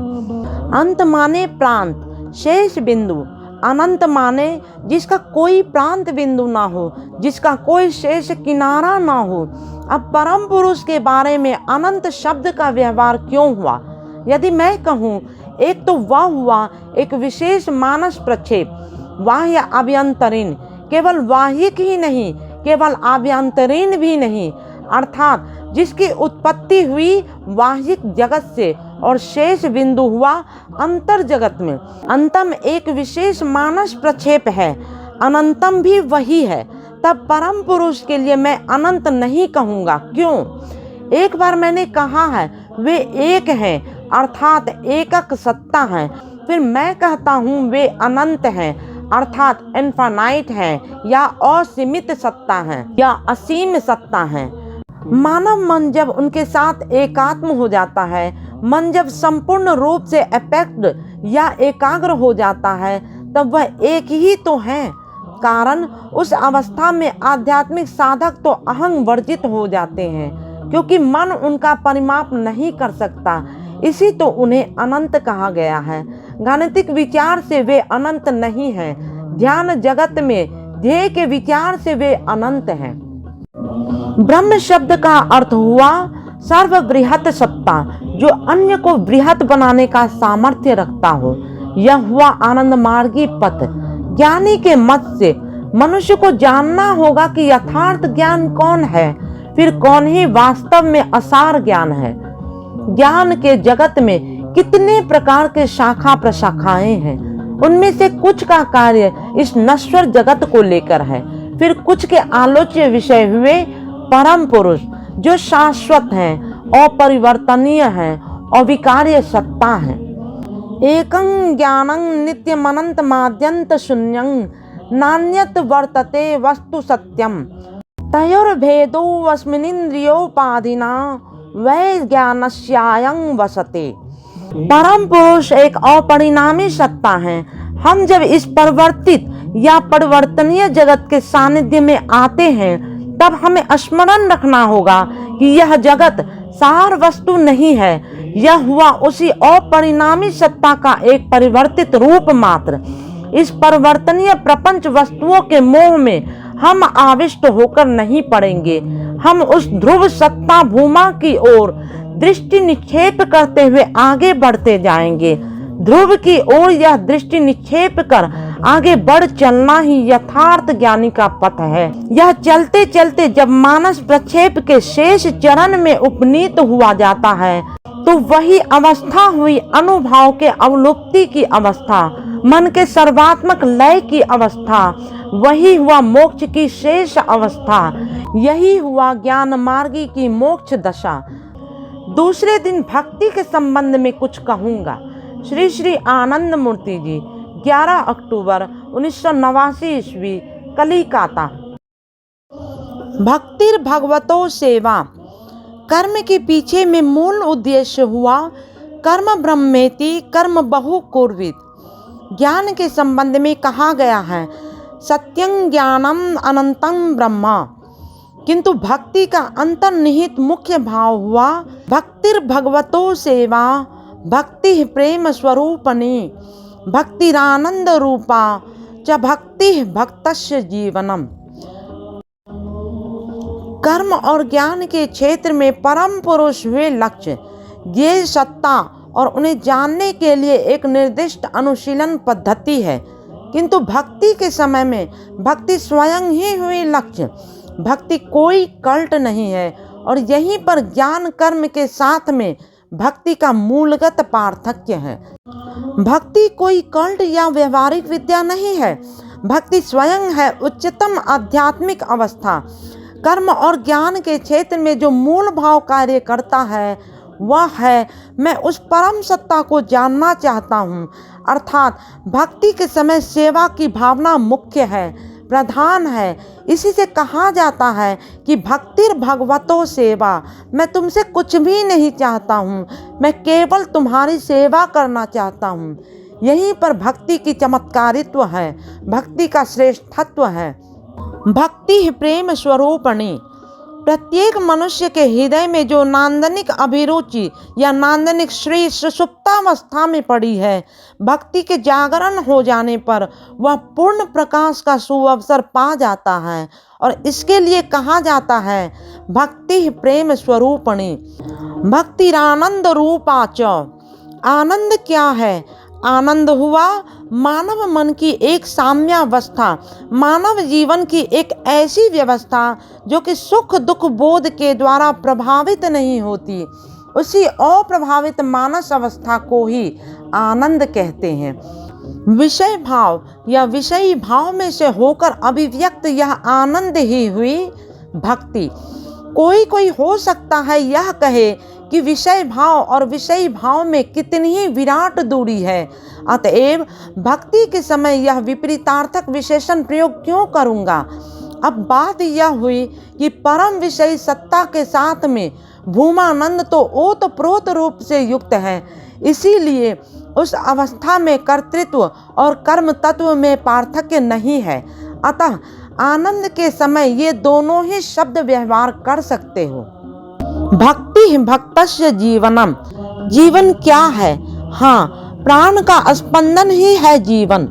यह स्पंदन है कहने के कारण ही इस जगत के तन्मात्रिक स्पंदन है, उसमें प्रतिफलन होने का अवसर पाते हैं। यह जीवन हुआ उसी प्रतिफलन की सत्ता। भक्ति की अवस्था में भी भक्ति हुई जीवन, यह प्राणिक स्पंदन। भक्ति के समय यह भक्ति यहाँ पर नहीं है, यह भक्ति जहाँ पर शेष हो जाती है, भक्त के प्राण का स्पंदन भी रुक जाता है।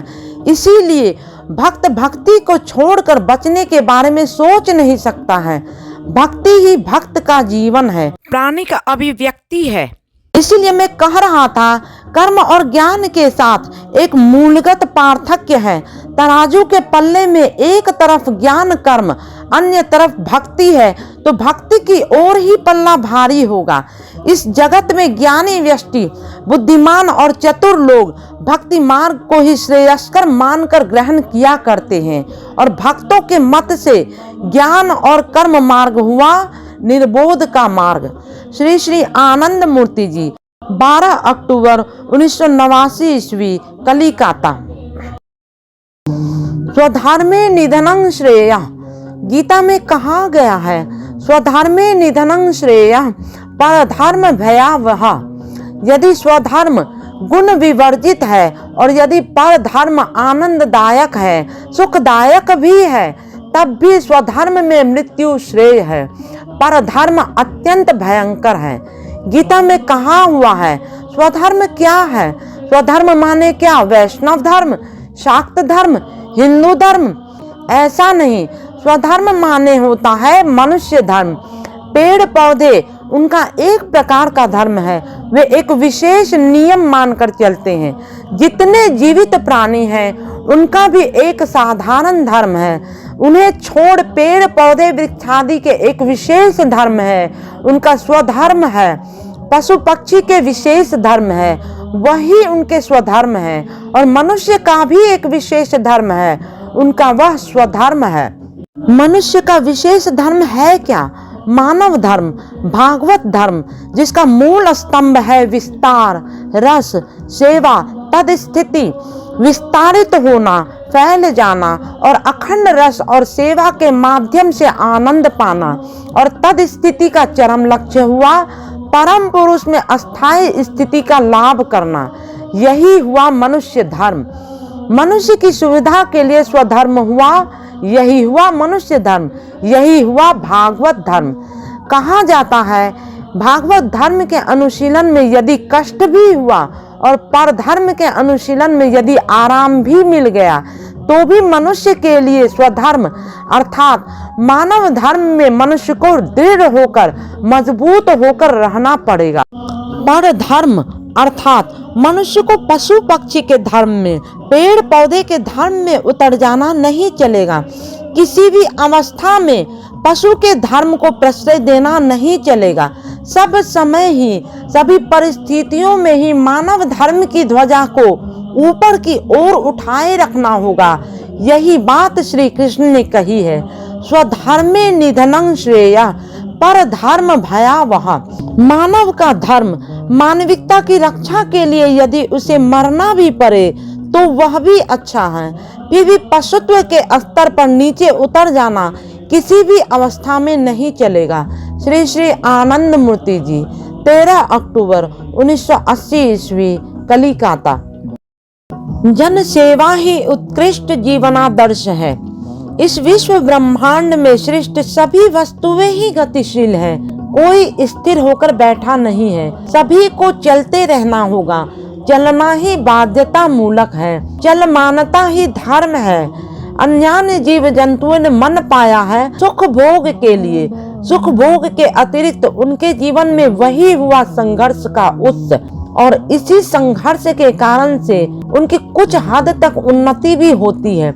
इस संघर्ष के परिणाम स्वरूप अनुन्नत जीव और विकसित जीव धीरे धीरे क्रम विकास के पथ पर अग्रसर होते रहते हैं। कुत्ता, बंदर, सियार इत्यादि का जो जीवन वे प्राप्त करते हैं वह इसी संघर्ष के कारण ही। इसे मान लेना ही होगा कि पशु जीवन में संघर्ष अवश्य ही है।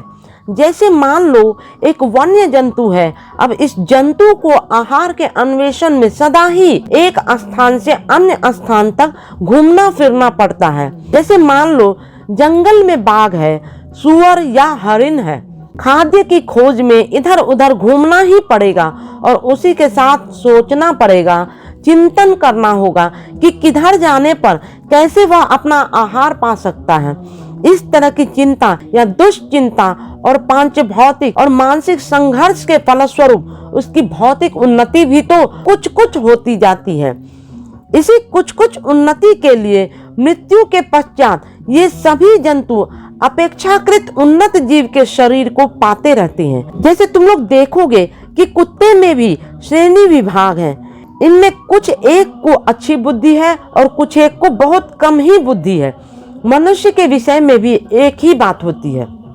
कलि शयानो भवति संदिहानस्तु द्वापर उत्तिष्ठन् त्रेता भवति कृतं संपदे चरण चरैवेति। रोहित नाम से एक प्रकांड पंडित थे। उस युग में नियम था कि विद्यार्थीगण 5 वर्ष की आयु में गुरु गृह चले जाया करते थे और 20-25 साल तक वहां पर रहकर शास्त्राध्ययन कर लेने के पश्चात घर वापस आते थे। रोहित बहुत से शास्त्रों के पारदर्शी थे।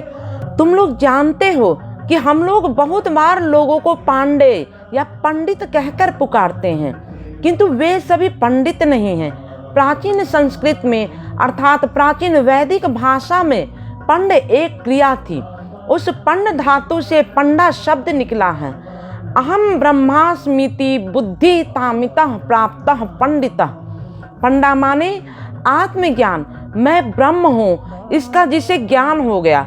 जिन्होंने इस आत्मज्ञान या पंडा की प्राप्ति की है वे पंडित हैं। अब नाम के पीछे पंडित पदवी लिख लेने से कोई पंडित नहीं होता और इस पंडा प्राप्ति के लिए जो व्यक्ति उत्सुक है, इस आत्मज्ञान के लिए जिसमें प्रचंड उत्सुकता और आग्रह है, उसे कहते हैं पांडेय।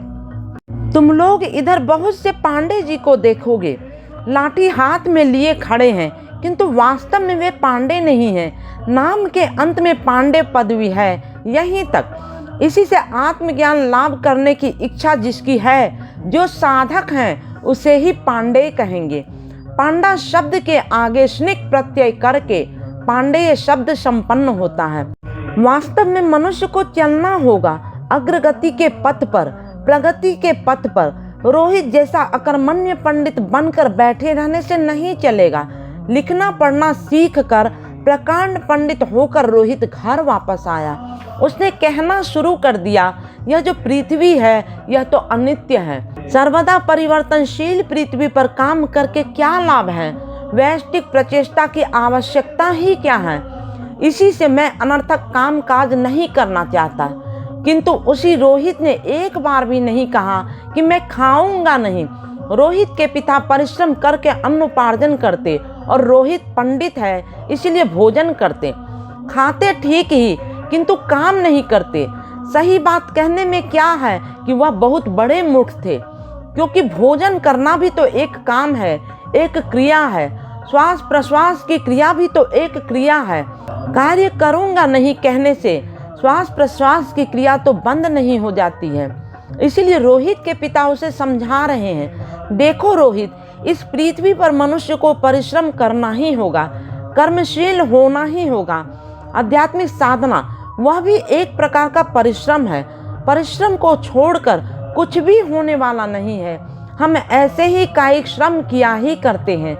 आध्यात्मिक साधना हुई प्रारंभ में शरीर से प्रारंभ कर अंत तक आत्मिक स्तर पर उपनीत होना। साधना के प्रारंभ स्तर पर शारीरिक मानसिक है, द्वितीय स्तर पर केवल मानसिक है, तृतीय स्तर पर मानसिक आध्यात्मिक और चतुर्थ स्तर पर संपूर्ण रूप से है आध्यात्मिक। आध्यात्मिक साधना इस प्रकार से ही स्तर विन्यस्त है। आध्यात्मिक साधना प्रारंभ होती है शारीरिक मानसिक स्तर से। जैसे कोई प्राणायाम कर रहा है, यूँ तो ऐसे ही यह प्राणायाम बाह्यतः शारीरिक प्रक्रिया है, किंतु उसका प्रभाव पड़ रहा है मन के ऊपर। यदि शरीर के ऊपर नियंत्रण आ गया तो मन के ऊपर भी नियंत्रण आ गया। इंद्रियाना मनोनाथः मनोनास्तु मारुतः। इंद्रिया का नियंता हुआ मन, फिर मन का नियंता हुआ मारुति अर्थात वायु। मन के द्वारा प्रेषित होकर ही इंद्रियां कर्मान्वित होती है। इसके लिए साधना मार्ग का सूत्रपात साइकोसाइकिक से होता है, अर्थात शारीरिक मानसिक स्तर से होता है। प्रारंभ होता है स्थूल शरीर से और उसकी परिणति होती है उच्च मानस भौमिक में। द्वितीय स्तर की साधना हुई केवल मानस भौमिक, केवल एक स्थान पर स्थिर होकर बैठे बैठे मन ही मन जाप करना। जिस तरह से स्वाध्याय कर रहे हो, बैठे ही बैठे सदग्रंथ पाठ कर रहे हो, अच्छी अच्छी बातें सुन रहे हो, यह सब कुछ ही हुआ मानसिक। हम लोगों का मन अवश्य ही बड़ा है, ठीक ही है, तथापि असीम नहीं है, अनंत नहीं है, उसकी भी सीमाबद्धता है। चौहद्दी के भीतर रहकर ही काम करना होगा। मनुष्य के शरीर में स्नायु तंतु है, स्नायु कोश है, उनकी सहायता से हम बाह्य जगत से भाव ग्रहण करते हैं, पुनः उस आंतरिक भाव को बाह्य जगत में प्रेषित किया करते हैं। और मन के बाहर स्नायु कोश रहता है। क्रेनियम के भीतर में जो मस्तिष्क है, वह मस्तिष्क हुआ सर्व प्रकार के स्नायु कोशों का आधार। बात हुई कि मन वहाँ पर आगृत होकर कार्य करता है, ठीक ही है, किंतु विशेष चौहद्दी में रहकर कार्य करना पड़ता है। इसका कारण यह हुआ, जो मनुष्य है वह जब भी कोई कार्य करने जाता है तब मन के द्वारा ही कार्य करता है। मान लो किसी का नाम राम या श्याम है, वह जब कार्य करता है तब प्रत्येक कार्य के पीछे जो केंद्र है, उसी केंद्रीभूत एक के पीछे उसका नाम राम या श्याम है। यह जो मानस शक्ति या मानस परिधि है, उसे ही कहते हैं अनुमन। तुम्हारा छोटा मैं है और उसी छोटा मैं को केंद्र करके सीमित कर्म क्षेत्र हैं। इसीलिए तुम्हारा छोटा मैं असीम अनंत तक कार्य नहीं कर सकता, कारण अनुमन सीमित है, किंतु तुममें जो मैपन बोध है वह तुम्हारे मानस परिधि के बाहर भी बहुत दूर तक विस्तृत है। और बाहर में जो कुछ है उसे जानने या प्राप्त करने लायक ज्ञान तुममें अवश्य ही उपस्थित है। सामर्थ्य नहीं है किंतु ज्ञान है, ज्ञान की तृष्णा है। उसी तृष्णा को मिटाने के लिए, उसी क्षुधा को मिटाने के लिए तुम्हें और भी आगे बढ़ना होगा। मन से साधना प्रारंभ कर और तुम्हें अन्यत्र कहीं पर जाना होगा। शांत मन से साधना प्रारंभ कर अनंत मन में उसकी परिसीमित घटानी होगी। यही हुआ साधना का तृतीय स्तर, मनसाध्यात्मिक स्तर। क्षुद्र मैपन से प्रारंभ कर बृहत मैपन की ओर बढ़ना ही हुआ साधना जगत का तृतीय स्तर। फिर तुम्हारा जब क्षुद्र मन अनंत मन में लय हो जाता है, एकात्म हो जाता है, अर्थात तुमने जब क्षुद्र मन को बृहत मन में रूपांतरित किया है, किंतु बृहत मैं के बंधन से मुक्त होकर आत्मा में प्रतिष्ठित हो जाना, यह जो प्रयास है, यह जो प्रचेष्टा है, यही हुआ शुद्ध आध्यात्मिक स्तर, अर्थात संपूर्ण रूप से आध्यात्मिक स्तर। अब आध्यात्मिक जगत में जाने के पीछे कौन विज्ञान क्रियाशील है? मन को बड़ा बनाकर बृहत को पाने के लिए चलना हुई मनसाध्यात्मिक साधना, और इसके बाद उसी बृहत सत्ता में मन को लीन करके परमात्मा में प्रतिष्ठित हो जाना ही हुआ विज्ञान। इसके लिए ज्ञान मार्ग भी है, कर्म मार्ग भी है। ज्ञान मार्ग हुआ आत्मिक सत्ता को छोड़कर अज्ञान वस्तु के प्रति आकर्षित होना। ज्ञान मार्ग का अनुसरण करने के लिए मनुष्य को बहुत कुछ लिखना पड़ना होगा, बहुत कुछ सीखना होगा। इस प्रकार से जानते जानते, सीखते सीखते ऐसी अवस्था आ जाती है जब मनुष्य असार वस्तु को छोड़कर सार वस्तु में प्रतिष्ठित हो जाता है। इस प्रकार से ज्ञान मार्ग की सहायता से मनुष्य परम पुरुष को प्राप्त कर लेगा।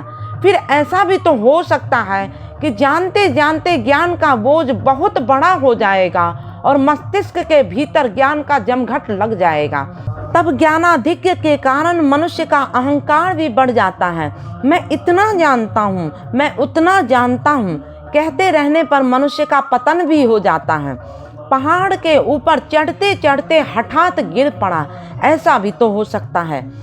इसके लिए यह ज्ञान मार्ग विपदजनक रास्ता है। इसके बाद कर्म की बात आती है। मनुष्य पृथ्वी पर आया है कर्म करने के लिए ही, कर्म करना ही होगा। इस प्रसंग में रोहित के पिता ने रोहित को कहा था, देखो रोहित, परिश्रम करते करते जब मनुष्य के मुखमंडल पर पसीना आ जाता है तो उस पसीने से भरे हुए मुख का जो सौंदर्य है वह वास्तव में अपूर्व है। क्योंकि वह परिश्रम जनित पसीना है, इसी से उसका सौंदर्य अनिंद है, अपूर्व है। देवता के राजा इंद्र ने भी देखा है कि परिश्रम के परिणाम स्वरूप इस मनुष्य के मुंह की जो सुंदरता है, उसके लिए मैं उसे अपने बंधु के रूप में पाना चाहता हूँ, उसके साथ मैं चलना चाहता हूँ। इस प्रकार से देवराज इंद्र भी इस तरह के मेहनती मनुष्य के मित्र हो जाते हैं। इसलिए रोहित, तुम आगे बढ़ते चलो, आगे बढ़ते चलो, जड़ की भांति निस्तेज होकर बैठे मत रहो। तुमने लिखना पढ़ना ठीक ही सीखा है, तब जड़ होकर बैठो मत। चढ़े वेती चढ़े वेती, आगे बढ़ते जाओ, आगे बढ़ते जाओ। प्राचीन संस्कृत भाषा में चर धातु का माने चलना है। लौकिक संस्कृत में चर धातु का अर्थ खाते खाते चलना है। चलना अर्थ में संस्कृत में बहुत से क्रियापद हैं। जैसे चर धातु, लोग कहते हैं गाय चर रही है, अर्थात गाय खा रही है और खाते खाते चल रही है। मान लो मूंगफली खाते खाते रास्ते पर चल रहे हो या चॉकलेट खाते खाते चले जा रहे हो, तो मैं कहूँगा तुम भी चर रहे हो। अंतर यही हुआ कि गाय घास खा रही है, तुम चॉकलेट खा रहे हो। लौकिक संस्कृत में चल धातु का माने ऐसे ही चलते रहना होता है। जैसे व्रज धातु है, व्रज माने आनंद सहित चलते रहना। तुम चल रहे हो, आनंद भी पा रहे हो, तो व्रज धातु है। पहले लोग वृंदावन में व्रज परिक्रमा करने जाते थे, इसी से उसे व्रज कहते थे। प्राचीन काल में आर्य लोग जब मध्य एशिया से पूर्व की ओर अग्रसर हो रहे थे, तब वे ईरान से होते हुए भारत में प्रवेश कर रहे थे। पहले अफगानिस्तान, फिर भारतवर्ष में आए। परंतु उस युग में अफगानिस्तान भारत का ही एक अंश के रूप में जड़ा हुआ था और उसका नाम था गांधार। आर्य थे शीत प्रधान देश के लोग, रूस के कॉकेशियन अंचल के लोग। फारस में आकर आर्यों ने देखा कि यहाँ पर प्रचुर मात्रा में भोजन मिलता है, यहाँ की जलवायु भी अच्छी है। इस कारण से ही वह स्थान उन्हें बहुत ही पसंद आया। अतएव ये लोग जब जा रहे थे तो आनंद पूर्वक जा रहे थे, इसीलिए उस देश का नाम आर्यन व्रज रखा था, अर्थात आर्य लोग जिस देश में आनंद से रहते हों। प्राचीन ईरानी भाषा में आर्यन व्रज बन गया ईरान वेज। अभी का ईरान अरबी भाषा में फारस है। इस फारस शब्द से ही पर्शिया शब्द आया है। अंग्रेजी भाषा में नाम ईरान वेज है। फिर मान लो कोई चल रहा है, वह चाहे आनंद पाए या ना पाए, किंतु उस चलने में वह शिक्षा का आनंद पा रहा है। इस अर्थ में पर्यट धातु व्यवहृत होता है। पर्यटक माने जो चल रहा है और चलते चलते सीख रहा है। संस्कृत में इस प्रकार के बहुत से शब्द हैं। चर शब्द का अर्थ चलना है। वैदिक संस्कृत में चर धातु का माने चलना है। कलिह शयानो भवति संदिहानस्तु द्वापरः उत्तिष्ठन् त्रेता भवति कृतं संपद्यते चरण। रोहित के पिता ने रोहित से कहा, देखो रोहित, जो सोए हुए हैं उसके भाग्य भी सोए हुए हैं, जो जग गए हैं उनके भाग्य भी जग गए हैं, और जिस मनुष्य ने चलना प्रारंभ कर दिया है उसका भाग्य भी चलना प्रारंभ कर दिया है। इसी से हे रोहित, तुम भी चलना प्रारंभ कर दो। चरय वेती, बढ़ते चलो, बढ़ते चलो, कार्य करना प्रारंभ कर दो। निष्कर्म होकर जड़ की भांति मत बैठे रहो। मनुष्य जब तक निद्राभिभूत होकर रहता है, अज्ञानता के अंधकार में डूबे रहता है, तमोगुणी जड़ता में आच्छन्न हुए रहता है, तब तक उस मनुष्य का भाग्य भी निद्रित रहता है। मनुष्य के जीवन के उस समय को ही कलियुग कहते हैं। फिर उसके बाद मनुष्य की चेतना जगती है। मुझे जगना होगा, कार्य करना होगा, तो उसी मुहूर्त से मनुष्य के जीवन में द्वापर युग प्रारंभ होता है। मनुष्य जब जग कर बैठता है, सोचने लगता है कि अब मुझे कार्य करने में उतर जाना होगा। यही हुआ वैश्विक जीवन में द्वापर युग। उत्तिष्ठन् त्रेता भवति। जब मनुष्य जग कर खड़ा हो गया और चलना भी प्रारंभ कर दिया, तब से उसके जीवन में प्रारंभ हो गया त्रेता युग। और कृतं संपद्यते चरण। जब चलना प्रारंभ कर दिया तब से प्रारंभ हो गया सत्य युग। कृत युग माने सत्य युग। रोहित के पिता ने इसी से रोहित को चलने का सुपरामर्श दिया था। रोहित के पिता थे एक साधारण मनुष्य और रोहित थे प्रकांड पंडित। यहाँ पर रोहित के पिता अल्प शिक्षित या अशिक्षित होते हुए भी एक पंडित को शिक्षा दे रहे हैं। यह एक असाधारण बात है। यहाँ पर मनुष्य किसे यथार्थ पंडित कहकर मानेंगे, रोहित को या रोहित के पिता को? वास्तव में रोहित के पिता ही पंडित थे। कर्म विज्ञान कहता है कर्म किए जाओ और कर्म करते करते यदि पथ में अकर्म विकर्म आ जाए तब तुम उस अकर्म विकर्म को त्याग कर जो उचित कर्म है उसे ही तुम करोगे। इसके अतिरिक्त जो अनुचित है उसे सर्वथा वर्जन करके चलोगे। इसे ही कहते हैं कर्म विज्ञान या कर्म योग। इस कर्म विज्ञान को जो नहीं समझता है वह कर्म क्या करेगा? जिसमें ज्ञान भी नहीं है, कर्म योग भी नहीं है, वह क्या करेगा? तब इसके लिए भी रास्ता है। इनका पथ हुआ भक्ति का पथ। मैं कुछ भी नहीं जानता हूँ, मैं जो कुछ भी करता हूँ वह इसलिए करता हूँ जिससे परम पुरुष विशेष प्रसन्न हो। उनकी संतुष्टि के लिए ही, उनकी सेवा के लिए ही मैं कार्य करता हूँ। यह सेवा की भावना ही हुई भक्ति भाव। इस भक्ति के द्वारा किसकी सेवा होती है? परम पुरुष की सेवा होती है। तुम लोग कह सकते हो हम लोग जन सेवा करें या न करें, यह परम पुरुष की सेवा है, क्योंकि इस जगत की सृष्टि ही हुई है परम पुरुष से। अतः इस जगत की प्रत्येक वस्तु ही तो परम पुरुष की सृष्टि है। इसीलिए तुम जब इस जगत की सेवा करते हो तब तुम परम पुरुष की ही सेवा करते हो। तब तो इस जगत की सेवा करना माने परम पुरुष की सेवा करना है और वे इससे प्रसन्न होते हैं। मान लो तुम मेरे लिए अत्यंत बढ़िया मिठाई ले आए, किंतु मैं तो अधिक मिठाई नहीं खाता, खूब कम खाता हूँ। अतः तुम मुझे मिठाई न देकर यदि अन्य किसी लड़के को दे दो तो मैं खुश हो जाऊँगा। ठीक उसी प्रकार परम पुरुष की सेवा माने ही इस जगत की सेवा हुई। इस जगत की सृष्टि तो परम पुरुष से ही हुई है। इसीलिए खूब जन सेवा करो, परम पुरुष संतुष्ट हो जाएंगे।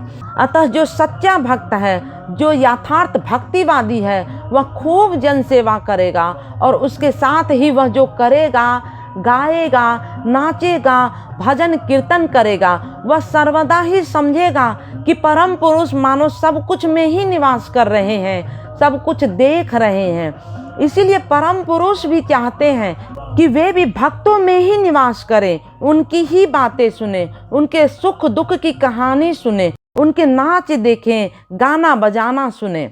नाहं तिष्ठामि बैकुंठे योगिना हृदये न च मद भक्ता यत्र गायन्ते तत्र तिष्ठामि नारदा। परम पुरुष तो ज्ञान की पराकाष्ठा है। भला मनुष्य कभी इतना ज्ञान अर्जन कर सकता है? मनुष्य कभी परम पुरुष के साथ ज्ञान प्रतियोगिता में उनसे पार पाएगा क्या? कभी भी नहीं पाएगा। मनुष्य का तो छोटा सा मस्तिष्क है, उसमें भला कितना ज्ञान रह सकता है? और परम पुरुष को तो अनंत ज्ञान है। कर्म की प्रतियोगिता में भी मनुष्य कभी भी परम पुरुष के साथ नहीं उतर सकेगा। सब कुछ जानने पर भी, ज्ञान कर्म में प्रतिष्ठित होने पर भी परम पुरुष कह रहे हैं, नाहं तिष्ठामि वैकुंठे, मैं वैकुंठ में निवास नहीं करता। विगता कुंठा इत्यर्थे वैकुंठ। कुंठा माने संकोचन। मन जहाँ पर संकुचित हो उसे मानसिक कुंठा कहते हैं।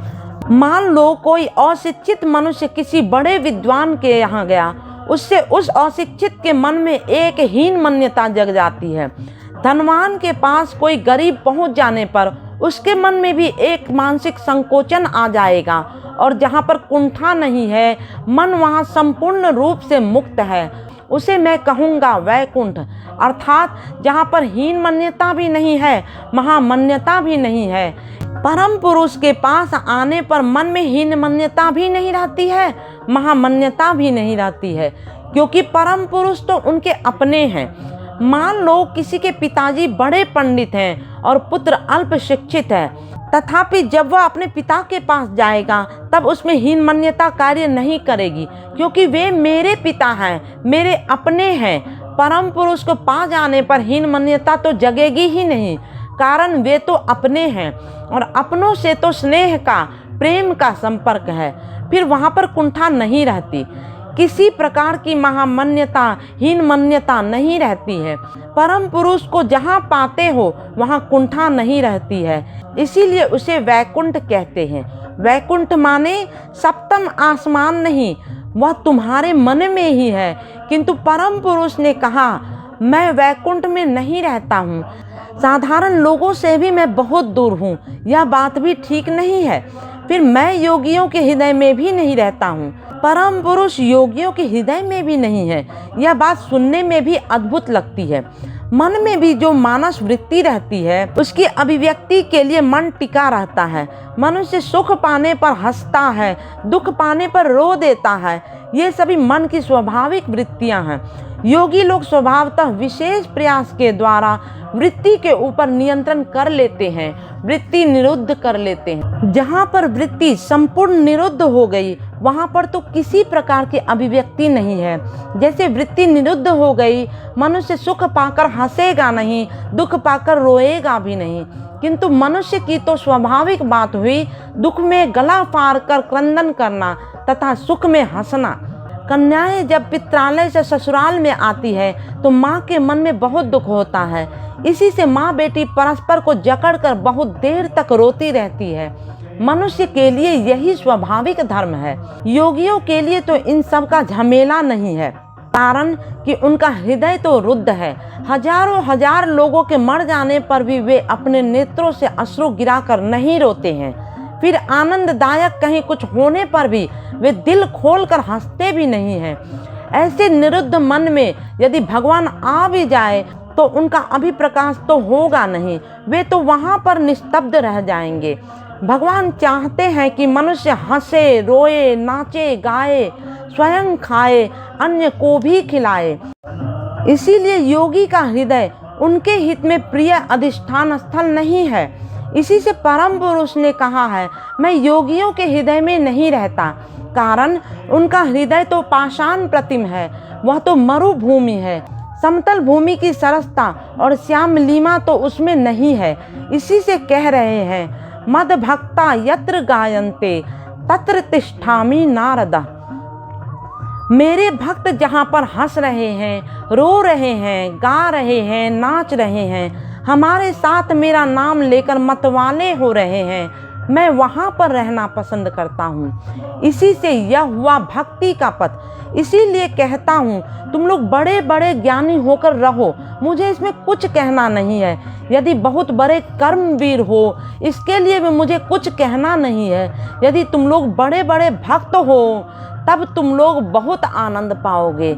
इसीलिए साधारण मनुष्य के लिए ही नहीं, वरन बड़े बड़े ज्ञानी तथा कर्मी के लिए भी सर्वोत्तम रास्ता हुआ भक्ति का पथ। साधना भजन करो, जी भरकर कीर्तन करो और उसके साथ ही अधिक से अधिक जन सेवा करो। यथार्थ मनुष्य के लिए यही करणीय है, यही सर्वोत्कृष्ट जीवनादर्श है। श्री श्री आनंद मूर्ति जी, प्रातः काल, नागपुर, 15 अक्टूबर। बुद्ध और अष्टांग मार्ग। आज मैं भगवान बुद्ध के बारे में कुछ कहना चाहता हूँ। तुम लोग जानते हो कि आज से 2500 वर्ष पहले भगवान बुद्ध का आविर्भाव हुआ था। भारत के इतिहास में भगवान बुद्ध हुए प्रथम व्यक्ति जिन्होंने उस युग की भाव जड़ता, डोगमा के विरुद्ध प्रथम संग्राम छेड़ा था। भाव जड़ता क्या वस्तु है? भाव जड़ता है एक विशेष विषय जिसके चारों ओर एक सीमा ज्ञापन रेखा खींचकर कहा जाता है कि यह रेखा देश, काल, पात्रानुयायी अपरिवर्तनीय है। कोई इस सीमा रेखा के बाहर नहीं जा सकेगा। इसी से भाव जड़ता ही मनुष्य की बौद्धिकता को, स्वाधीनता को भीषण रूप से बाधित करती है। मध्य अमेरिका में धर्म महाचक्र के दिनों में इस भाव जड़ता के ऊपर मैंने विस्तारित रूप से आलोचना की थी। वहां पर आलोच्य विषय था भाव जड़ता और मानव मनीषा, डोगमा एंड ह्यूमन इंटेलेक्ट। भगवान बुद्ध ही सर्वप्रथम हैं जिन्होंने तत्कालीन समाज की प्रचलित भाव जड़ता के विरुद्ध विद्रोह करने की घोषणा की थी। इस विषय में कोई संदेह नहीं है कि सभ्य मानव समाज में बुद्ध देव का विद्रोह सर्वप्रथम विद्रोह था। डॉगमा का मैंने प्रतिशब्द दिया है भाव जड़ता, अर्थात भाव भूमि में जड़ता के कारण जहां पर चलने का पथ, अग्रगति का पथ बिल्कुल ही रुद्ध हो जाता है, यहाँ तक कि मनुष्य के स्वाधीन रूप से चिंतन करने का अधिकार हरण कर लिया जाता है। पृथ्वी पर सामाजिक अर्थनैतिक क्षेत्र में जो विभिन्न मतवाद प्रचलित है वे भी एक प्रकार की भाव जड़ता है। तुम लोग इन समस्त भाव जड़ता के बाहर एक पैर भी बाहर नहीं रख सकते। कार्ल मार्क्स ने जो कहा है तुम्हें उसे ही मानना होगा। यह किस प्रकार की बात हुई? मार्क्स जो कह गए हैं वह ठीक हो सकता है, ठीक नहीं भी हो सकता है। उस विषय पर चिंतन करने की तुम्हारी स्वाधीनता क्यों नहीं रहेगी? रिलीजन या उपधर्म संबंधी जो मतवाद है वह भी एक प्रकार की भाव जड़ता है। मनुष्य को सिखलाया जाता है, शास्त्र में है, इसीलिए तुम्हें यह मानना होगा। अर्थात तुम्हारी जो स्वाधीन बुद्धि है उसका विसर्जन कर देना होगा। तुम्हें मान लेना होगा कि रिलीजन के बारे में तर्क करने का प्रश्न ही नहीं उठता है। यह किस प्रकार की युक्ति है? तब तो क्या मानव मनीषा की अग्रगति चिरकाल के लिए रुद्ध होगी? मनुष्य की बौद्धिक अग्रगति के ऊपर क्या चिरकाल के लिए सील मोहर लगा देंगे जिससे वह आगे की ओर बढ़ ना पावे? यह जो भाव जड़ता है इसके विरोध में मनुष्य को संग्राम करते हुए आगे की ओर बढ़ते जाना होगा, तभी मानवता की प्रगति संभव है। तुम लोग विचार करके देखोगे, जहां पर युक्ति तर्क नहीं है वहां पर इस प्रकार की भाव जड़ता के प्रचारक स्वयं अपने नाम से या अपने दायित्व से सभी अयौक्तिक मतवादों का प्रचार नहीं करते हैं। वे चालाकी का पथ अवलंबन करके ही कहते हैं यह परमात्मा का आदेश है। कल रात में स्वप्न में परमात्मा ने मुझे इस प्रकार का पैगाम या आदेश दिया था। स्वयं अपने नाम से मतवाद का प्रचार नहीं करते। कारण यह है कि इससे अन्य लोग बहुत सारे अप्रीतिकर प्रश्न उठाएंगे। वे पूछेंगे, बहुत ठीक है, तुम हमें समझाओ, व्याख्या करो, क्यों यह मानेंगे, क्यों उसे नहीं मानेंगे। इसी से प्रश्नोत्तर के झूठ झमेला से बचने के लिए वे स्पष्ट परमात्मा का नाम लेते हैं। कहते हैं परमात्मा मुझे ऐसा ही निर्देश दे गए हैं। अब देखने पर तो लगता है कि यह सटीक पथ नहीं है, बल्कि यह साहसी का भी पथ नहीं है, वीर का भी पथ नहीं है। वे स्वयं अपने कंधे पर दायित्व लेकर किसी भी अवस्था में नहीं कहेंगे कि मैं कह रहा हूँ, किंतु यह बात नहीं है। वे इस तरह से ही भाव जड़ता का प्रचार कर गए हैं। इस तरह से वे टेढ़े पथ से गए हैं, सीधे पथ से नहीं। यहाँ तक कि जड़ विज्ञान के बारे में भी इस प्रकार की भाव जड़ता की सहायता ली गई थी। जैसे एवोगैड्रो की परिकल्पना युक्ति तर्क के ऊपर आधारित नहीं थी। डाल्टन का परमाणुवाद भी वैज्ञानिक युक्ति के ऊपर प्रतिष्ठित नहीं है। मनुष्य को भाव जड़ता से मुक्त होकर विवेक के निर्देशानुसार कार्य करना उचित है। केवलं शास्त्रमाश्रित्य न कर्तव्यः विनिर्णयः युक्तिहीन विचारे तू धर्म हानि प्रजायते। शास्त्र में लिखा है, इसीलिए मानना होगा। इस तरह का निर्देश ग्रहण योग्य नहीं है। कारण जिन्होंने शास्त्र की रचना की है वे कैसे लोग थे यह भी देखना होगा। जो युक्ति के द्वारा परम पुरुष की महिमा प्रतिष्ठित करते हैं उन्हें माना जा सकता है, और जहाँ युक्ति नहीं है, केवल परमात्मा की दुहाई देकर अपने मतवाद का प्रचार करना चाहते हैं, वह ग्रहण करने योग्य नहीं है, क्योंकि उससे मनुष्य की प्रगति रुक जाती है। कारण कि वह निहायत भाव जड़ता है, जो युक्ति विचार विवर्जित है, जो इलॉजिकल है, जो अविवेकपूर्ण है। ऐसा कुछ मानने पर उससे धर्म की हानि होती है। ऐसे कुछ लोग हैं जिनका कहना है कि पुरुष जाति ही परम पुरुष के प्रिय हैं, नारी जाति प्रिय नहीं है। 3 नारियां एक पुरुष के समान है। यह सभी भाव जड़ताएं हैं। इन उद्भट धारणाओं की उत्पत्ति इस भाव जड़ता से ही होती है। बुद्धिमान मनुष्य मात्र ही समझ जाएंगे कि ये उक्तियां कितनी अंतःसार शून्य है, युक्तिहीन है। एक पुरुष की बुद्धि 3 महिलाओं की बुद्धि के समान है। यह एक हास्यकर उक्ति है। वास्तव जीवन में किन्हीं क्षेत्रों में एक पुरुष की बुद्धि 3 महिलाओं के बदले 2 महिलाओं की बुद्धि के समान भी तो हो सकती है। फिर किसी क्षेत्र विशेष में केवल एक महिला की बुद्धि 20 पुरुषों की बुद्धि के समान भी तो हो सकती है। ऐसी बुद्धिमती नारी भी तो समाज में है। फिर यह दैहिक वजन की बात कहूँ तो देखूंगा किसी एक महिला के शरीर का वजन एकाधिक पुरुष के वजन की तुलना में अधिक भी होता है। इसलिए इस विषय में कोई अनुमान भित्तिक युक्ति तर्क नहीं टिकता है। फिर ये जो महिलाएं बुर्का में अपने मुंह को ढक कर चलती हैं, यह भी क्या कोई युक्ति संगत बात है? बुर्का में छिद्र रहते हैं, उन छिद्रों से ही पथ देख देख कर उसे आगे की ओर चलना होता है। ये सभी ही अमानुषिक बातें हैं, पशुता की बातें हैं। किसी सभ्य समाज, किसी सभ्य देश के सभ्य लोगों को इस प्रकार का निर्देश ग्रहण करना उचित नहीं है। ये सब भाव जड़ता के नग्न रूप हैं। भारतवर्ष में एक समय था जब कोई विशेष शासक गोष्ठी नारियों का अपहरण करते थे। ये सब दुष्ट स्वभाव के लोग, जिससे महिलाओं का मुंह देख न पाए, इसके लिए समग्र उत्तरी भारत में जहाँ जहाँ इन शासक गोष्ठियों का अप्रतिहत प्रभाव था, वहीं वहीं पर नारी समाज में बुर्का का प्रचलन शुरू हुआ था। उस समाज में केवल एक विशेष अवस्था में यह जो भाव जड़ता चलती थी, ऐसा नहीं, जीवन के विभिन्न क्षेत्र में इस भाव जड़ता का प्रचलन था। भाव भूमि की अवस्था में जो जड़ता है वह प्रगति को रोक देती है। इस प्रकार भाव जड़ता बहुत दिनों से समाज में चली आ रही है। इस अवस्था में आचरण ठीक नहीं है, विचार बुद्धि की अभिव्यक्ति नहीं है, त्याग की भावना नहीं है। इसी से भगवान बुद्ध ने अपने समय में इस ढंग की युक्ति रहित भाव जड़ता के विरोध में विद्रोह की घोषणा की थी। और भी विभिन्न प्रकार की भाव जड़ताएं हैं, जैसे यज्ञ में घी डालना इत्यादि। देश के हजारों हजार दरिद्र अनाहारी मनुष्य पुष्टिकर खाद्य के अभाव में तिल तिल कर सूखते जा रहे हैं, मरते जा रहे हैं। और दूसरी ओर कुछ मनुष्य यज्ञ के नाम पर अग्नि में घी डाल रहे हैं। यह कितनी अयौक्तिक बात है। प्रत्येक बुद्धिमान व्यक्ति इसे जानते हैं। यज्ञ के नाम पर घी, चावल इत्यादि बहुत से मूल्यवान वस्तुओं का अपचय होता रहता है।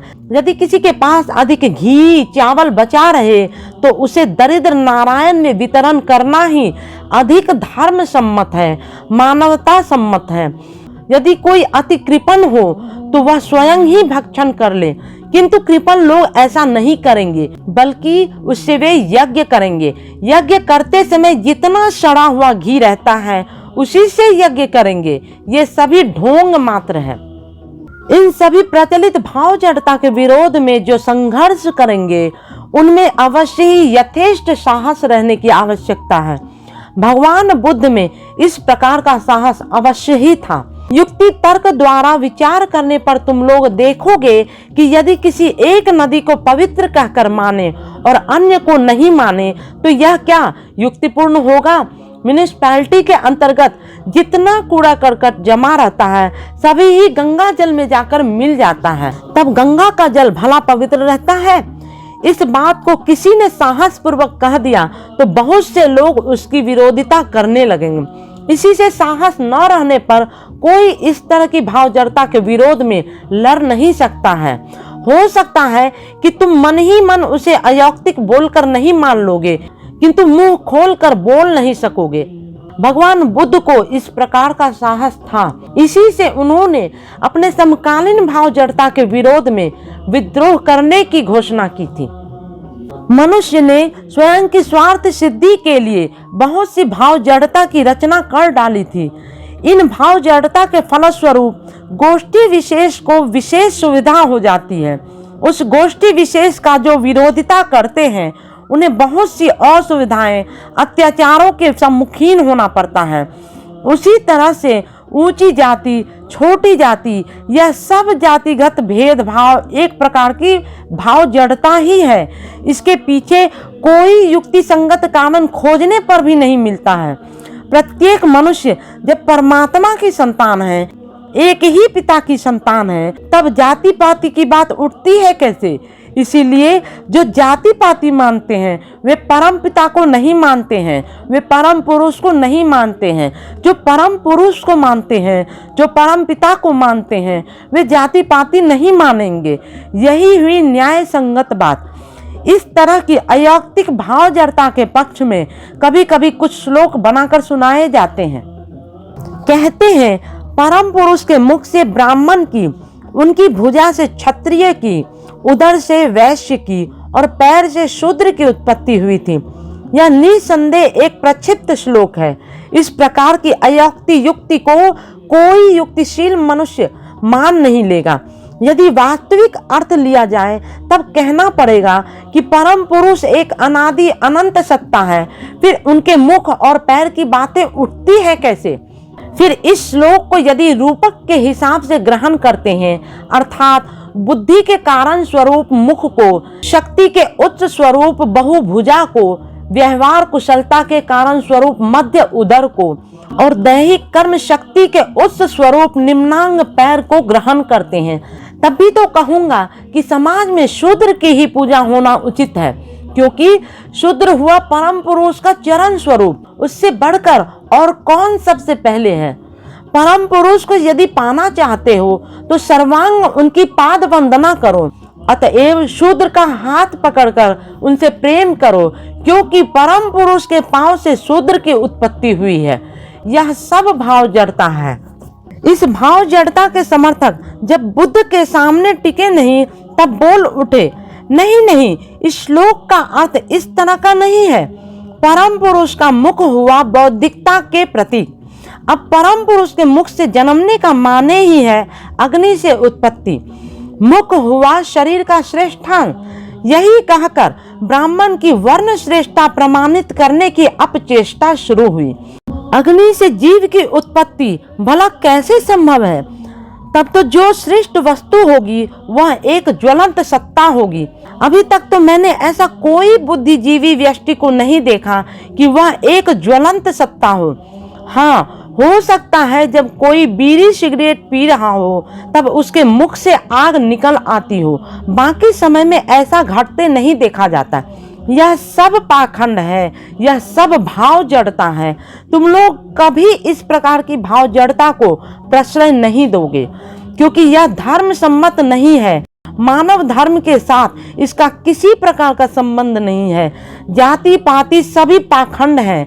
यह सब परमात्मा की सृष्टि नहीं है। कुछ संख्यक सुविधावादी मनुष्य ने अपनी स्वार्थ सिद्धि की अभिसंधि को लेकर इन सभी भाव जड़ता की सृष्टि की थी। भगवान बुद्ध ने इसके विरुद्ध जिहाद की घोषणा की थी।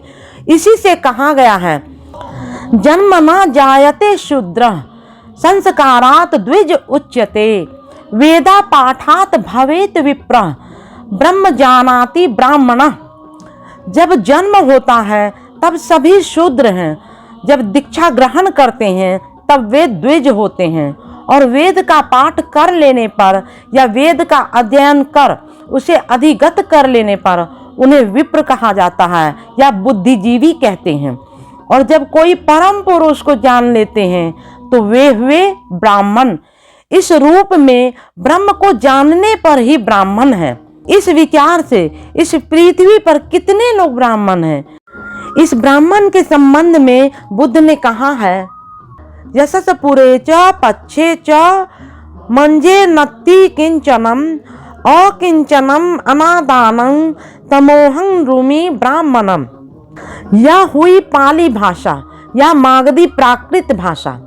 वैदिक भाषा की मृत्यु के बाद भारत के 7 कोने में 7 प्राकृत भाषाओं का जन्म हुआ। प्राकृत माने हुआ जनता। साधारण लोग किसी काल में वैदिक भाषा में बातचीत नहीं करते थे। जनगण जिस भाषा में बातचीत करते उसे ही प्राकृत भाषा कहा जाता। प्राकृत भाषा माने जनगण की भाषा। ऐसी कुल 7 भाषाएं थी। पूर्वी भारत में मागधी प्राकृत भाषा है। पश्चिम उत्तर भारत में शौरसेनी प्राकृत है। पश्चिम उत्तर भारत का प्राचीन नाम था शूरसेन। कंस थे इस शूरसेन के राजा। कंस के बाद कुछ दिनों तक कृष्ण भी थे इस शूरसेन के राजा। इस राज्य की राजधानी थी मथुरा। उत्तर पश्चिम में था पैशाची प्राकृत। पंजाब, जम्मू, हिमाचल, सुदूर उत्तर पश्चिम में कश्मीर, अफगानिस्तान, रूस का कजाकिस्तान, ताशकंद, इन अंचलों में पाश्चात्य प्राकृत का प्रचलन था। इसीलिए अफगानों की भाषा को पश्तो कहा जाता है। पाश्चात्य शब्द का माने पश्चिमी होता है। पश्चात शब्द के उत्तर त्यंग प्रत्यय लगाने से पाश्चात्य शब्द निष्पन्न होती है। सूर्य की ओर देखने पर पीठ जिधर पड़े उस दिशा का नाम पश्चात, पश्चिम है। इसके लिए पश्चात माने पश्चिम हुआ। सीधे पश्चिम में पहलवी प्राकृत है। इस पहलवी प्राकृत से सिंधी भाषा की उत्पत्ति है और मध्य पश्चिम भारत में मालवी प्राकृत भाषा प्रचलित है। पश्चिम मध्य प्रदेश, राजस्थान, गुजरात, इन अंचलों में मालवी प्राकृत है और दक्षिण पश्चिम में महाराष्ट्रीय प्राकृत है। यह हुई आज से 3500 वर्ष पहले की बात। आज की मराठी भाषा उसी प्राचीन महाराष्ट्रीय प्राकृत से आई है। हर 1000 वर्ष के बाद भाषा का परिवर्तन होता है। महाराष्ट्रीय प्राकृत की मृत्यु के प्रायः 2500 वर्ष बाद अर्ध महाराष्ट्रीय प्राकृत का जन्म हुआ था। इस अर्ध महाराष्ट्रीय प्राकृत से कुछ भाषाओं की उत्पत्ति हुई है। सभी मराठी क्षेत्र में ही सीमित है, जैसे बरारी, खानदेशी, डांगी, देशी मराठी, कोंकणी, ये सभी महाराष्ट्रीय प्राकृत की आत्मजा हैं। भगवान बुद्ध के समय में पूर्वी भारत में मागधी प्राकृत थी जनभाषा। इसी भाषा में उपदेश देने का प्रचलन था, किंतु भगवान बुद्ध ने निर्णय लिया कि वे जनगण की भाषा में ही धर्मोपदेश दिया करेंगे। यक्ष पुड़े च पक्षे च मंजे नत्ति किंचनम अकिंचनम अनादानम तमोहं रूमी ब्राह्मणम। जो सामने की किसी लोभनीय वस्तु के पीछे नहीं दौड़ेंगे, जो अतीत की किसी लोभनीय वस्तु के पीछे नहीं दौड़ेंगे, जो बीच की भी किसी लोभनीय वस्तु के पीछे नहीं दौड़ेंगे, वे ब्राह्मण हैं। ऐसे बहुत से लोगों को तुम लोग देखोगे कि जो यह पाऊंगा वह पाऊंगा ऐसा मन में सोचकर किसी न किसी लोभनीय वस्तु के आगे पीछे दौड़ लगा देते हैं।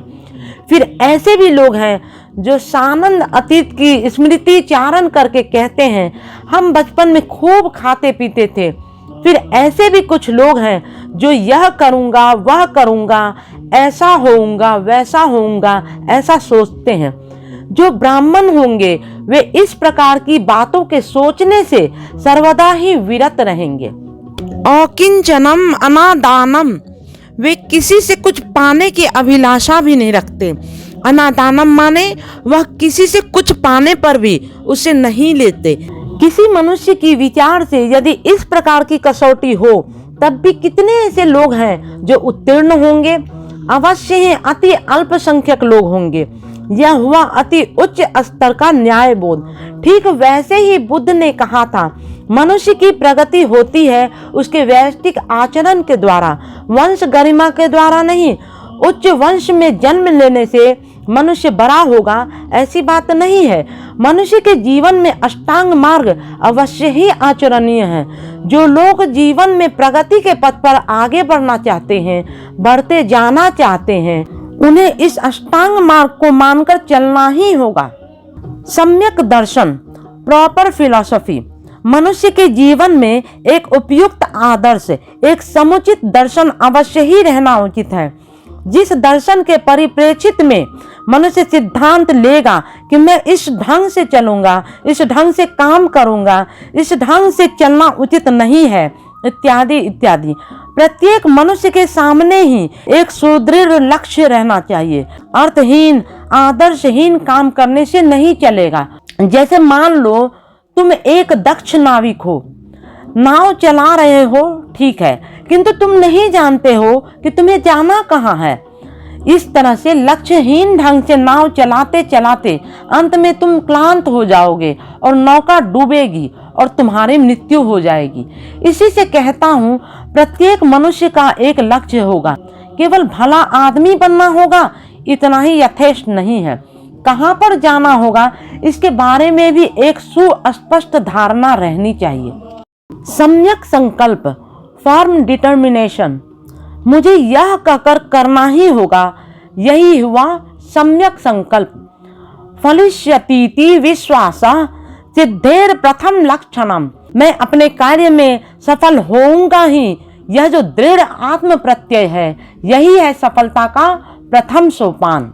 सम्यक वाक, यहाँ पर वाक माने कर्मेंद्रिय, मोटर ऑर्गन, अर्थात हाथ पैर से क्या करूँगा, कंठ स्वर से क्या बोलूँगा, मैं क्या करूँगा, मैं क्या नहीं करूँगा, इसके बारे में एक परिच्छन्न ज्ञान रहने की आवश्यकता है, जिससे हम समझ सकेंगे कि वह किस स्तर का व्यक्ति है। यही हुआ सम्यक वाक। वाक माने केवल कंठ ही नहीं बल्कि जितने कर्मेंद्रियां हैं प्रत्येक से ही विशेष नियमों से कार्य लेना होगा, जिससे तुम्हारे बारे में अन्य किसी दूसरे में यह एक स्पष्ट धारणा निश्चित हो।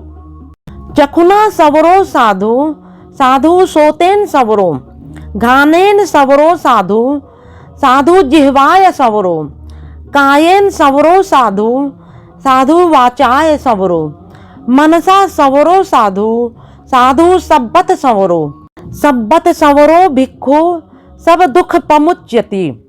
प्रत्येक मनुष्य को सर्वात्मक संयम में प्रतिष्ठित होना उचित है। मान लो तुम्हारे सामने कोई आ खड़ा हुआ, बिना सोचे समझे तुमने एक जोर का मुक्का मार दिया, यह काम तो ठीक नहीं हुआ।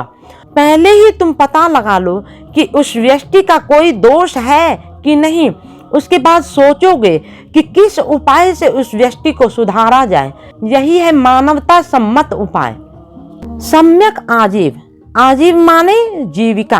प्रत्येक मनुष्य को अपनी रोजी रोटी के लिए कोई न कोई काम धंधा की व्यवस्था करनी ही होगी, किंतु जीविका उपार्जन का उपाय निष्कलुष और त्रुटि मुक्त होगा। पाप के रास्ते से अन्न का संस्थान करना किसी भी मत से समर्थनीय नहीं है। तुम्हारे अर्थ उपार्जन करने का उपाय कभी ऐसा होना उचित नहीं है जिससे अन्य की क्षति हो सके, अन्य आहत हो सके। भगवान बुद्ध के लौकिक पिता का नाम शुद्धोधन था। शुद्ध माने पवित्र, ओदन माने अन्न या भात। इसी से शुद्धोदन माने जो अत्यंत सत उपाय से अर्थोपार्जन करते हो। महाराष्ट्र में चावल या भात को तंडुल कहा जाता है। उबाल देने के बाद चावल भात बन जाता है। प्राकृत भत्ता से बंगला का भात शब्द आया है। उत्तर भारत में कहीं कहीं पर भात को अभी भी चावल कहते हैं, कारण कि वे अर्ध सिद्ध चावल खाते हैं। बिना उबाले चावल को चावल क्यों कहा जाता है? संस्कृत में धान को धान्य या व्रीहि कहते हैं। इस धान से भूसी छुड़ाने पर जो चावल निकल आता है उसे तंडुल कहते हैं। ढेकी में धान कूटने के समय धान चारों तरफ उछल उछल कर फैल जाते हैं। यह उछलना जिसका स्वभाव है उसे कहते हैं तंडुल। तंडुल माने चाउल, चावल। इसीलिए जिस नृत्य में लंफन अर्थात उछलने की क्रिया रहती है उसका नाम तांडव है। इस कच्चे चावल को अधिक उबाल देने पर भात बन जाता है। सम्यक व्यायाम, शरीर को सुगठित करने के लिए शारीरिक व्यायाम की आवश्यकता है। जैसे दंड बैठक करते हैं, खाली हाथ से शरीर मालिश करते हैं, योगासन का अभ्यास करते हैं, यह सब हुआ शारीरिक व्यायाम। दैहिक व्यायाम के द्वारा शरीर में क्षिप्र गति और कर्म पटुता आती है। शरीर को सबल तथा कर्म पटु बनाने के लिए दंड बैठक जैसे कसरत की आवश्यकता है। ठीक वैसे ही आवश्यकता है मानव संपद को पुष्ट करने के लिए भी कुछ करने की आवश्यकता है। इसी का नाम साधना है। केवल शरीर सबल होने से काम नहीं चलेगा, मन को भी सबल करना होगा। हाथी का शरीर तो बहुत ही प्रकांड है, किंतु उस प्रकांड हाथी के पीठ पर चढ़कर एक छोटा सा महावत उस हाथी को अपनी इच्छा के अनुसार अपने नियंत्रण में रखता है। कारण हाथी दैहिक बल से बलवान होते हुए भी मानसिक संपद में बहुत ही हीन बल है, और महावत दैहिक बल से एकदम हीन बल होने पर भी मानस संपद में समृद्ध है। इसीलिए मानस शक्ति का अनुशीलन करना एकदम आवश्यक है। सम्यक कर्मांत, कर्मांत माने कर्म समापन। मान लो किसी मनुष्य ने किसी एक काम में हाथ लगाया है, उस काम को अर्ध समाप्त करके छोड़ दिया अथवा किसी की बात से डरकर काम बंद कर दिया, यह ठीक नहीं है। जिस काम में एक बार तुमने हाथ लगा दिया है उसे भली भांति संपन्न करो, यही हुआ सम्यक कर्मांत।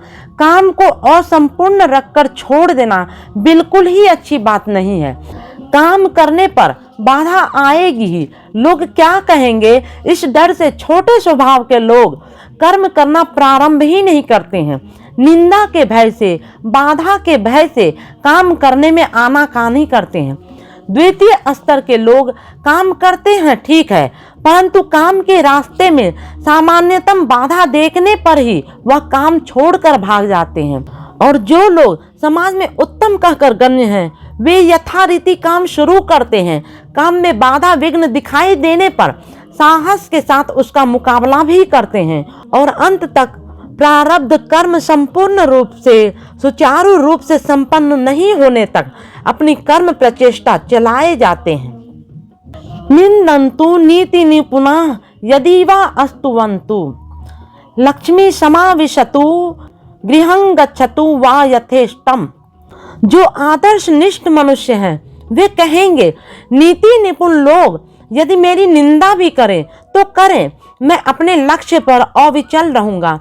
मेरी आदर्श निष्ठा से संतुष्ट होकर धन की देवी लक्ष्मी यदि मेरे घर में अस्थायी रूप से रहना चाहे तो अच्छी बात है, और वे यदि मुझसे असंतुष्ट होकर मेरा घर छोड़कर अन्यत्र कहीं चली भी जाएं तब भी अच्छा है। मैं अपने आदर्श से एक बाल बराबर भी डिग नहीं सकता। फिर अपने आदर्श का अनुसरण करते करते यदि मेरी आज ही मृत्यु हो या बहुत दिनों के बाद भी यदि मेरी मृत्यु हो जाए तो उससे भी मेरा कुछ आने जाने वाला नहीं है। जिस आदर्श को मैं ठीक समझता हूँ, मैं किसी भी हालत में उस आदर्श से विच्युत नहीं होऊंगा। यही हुआ सम्यक कर्मांत।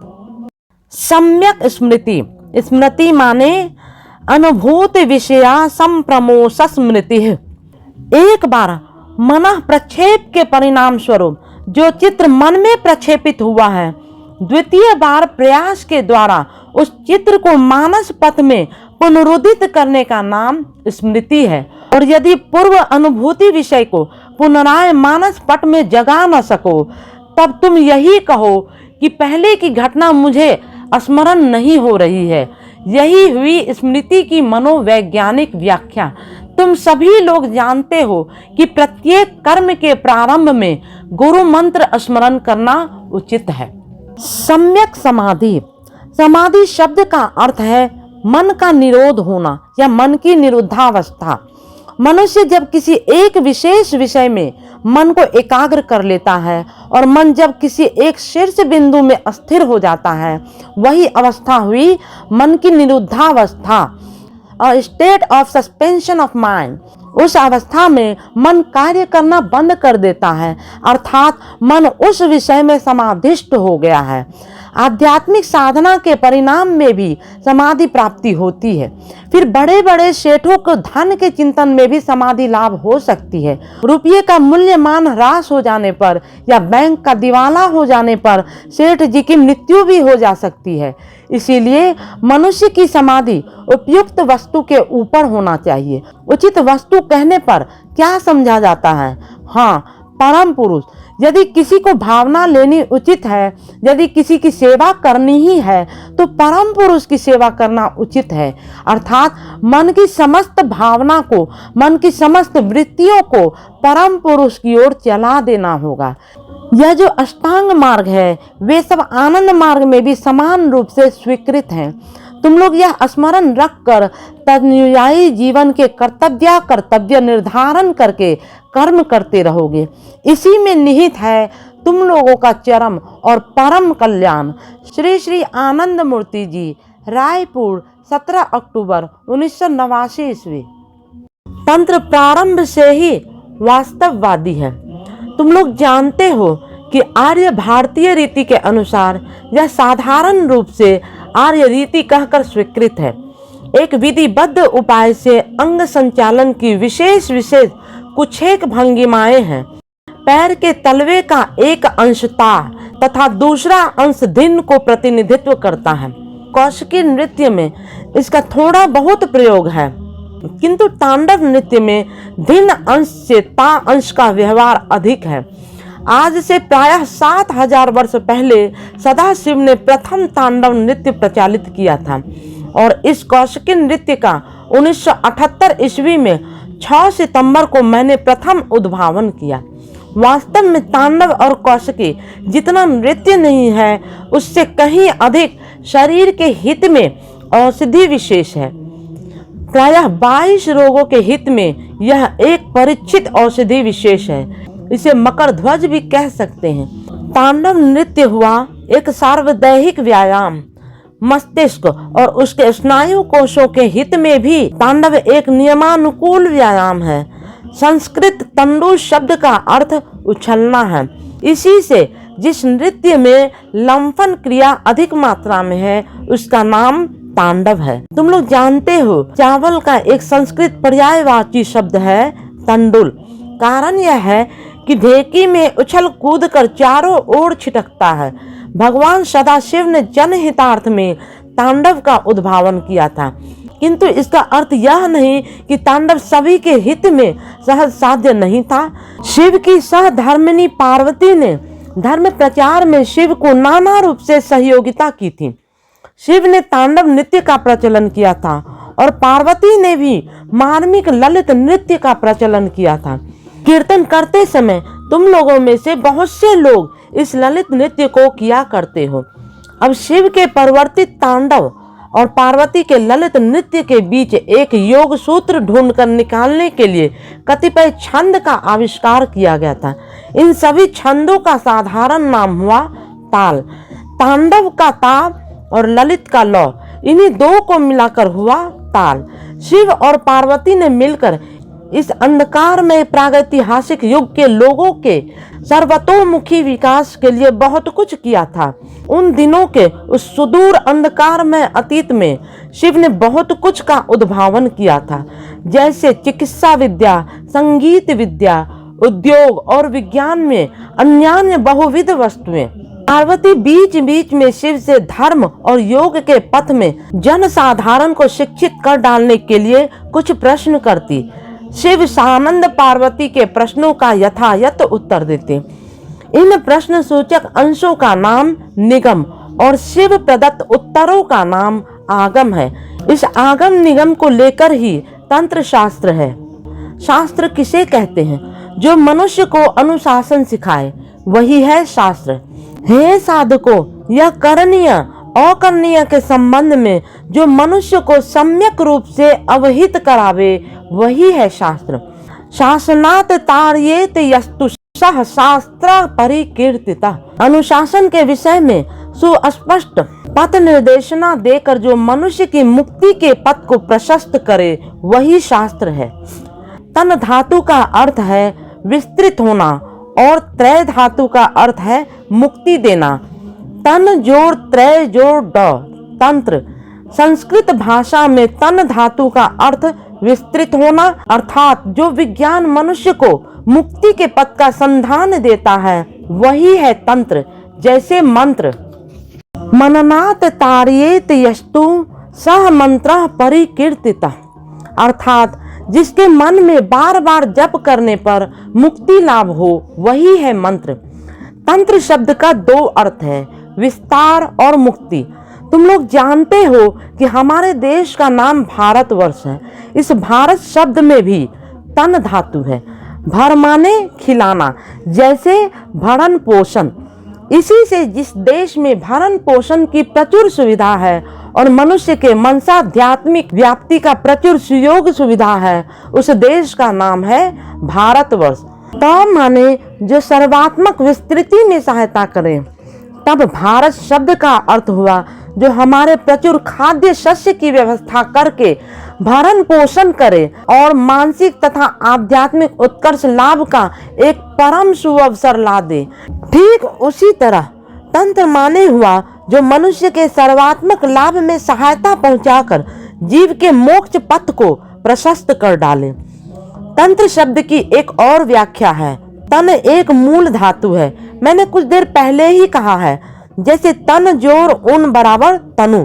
तनु माने एक अप्राप्त वयस्क बालक बालिका का दैहिक बनावट। साधारणतः 39 वर्ष की आयु तक मनुष्य का देह थोड़ा थोड़ा करके बढ़ता है। इसी से 39 के बाद मनुष्य देह को तनु न कहकर बल्कि कहा जाता है शरीर। शरीर माने जो शीर्ण हो पड़ा हो, जो धीरे धीरे कुछ कुछ कर क्षय होता रहे। तंत्र शब्द का प्रथम वर्ण हुआ त। यह त वर्ण हुआ जड़ता या जाड्य का बीज मंत्र। जो विद्या मानव देह की जड़ता या जाड्य या स्वभाव आलस्य को झटका देकर फेंकने में सहायता करे, वही है तंत्र। तंत्र शब्द की यही 2 व्याख्याएं स्वीकृत है। तंत्र के आदि प्रवक्ता हुए शिव। थोड़ी देर पहले जिस तरह से मैंने बताया कि तंत्र द्विपक्ष युक्त है, एक आगम दूसरा निगम। पार्वती ने शिव से बहुत सा प्रश्न किया था और शिव ने भी पार्वती के प्रत्येक प्रश्न का वास्तविक उत्तर दिया था। इन प्रश्नों में से सबसे महत्वपूर्ण प्रश्न था, साधक की न्यूनतम योग्यता क्या है। प्रत्युत्तर में शिव ने बताया था, अध्यात्म साधक की न्यूनतम योग्यता हुई उसकी एक मानव शरीर का होना। इसके लिए किसी धन संपत्ति, किताबी शिक्षा, वंश मर्यादा ये सब कोई आवश्यकता नहीं है। केवल मानव शरीर रहने से ही काम चलेगा। मनुष्य उसी से भांति भांति तंत्र की साधना का अनुशीलन कर सकेगा।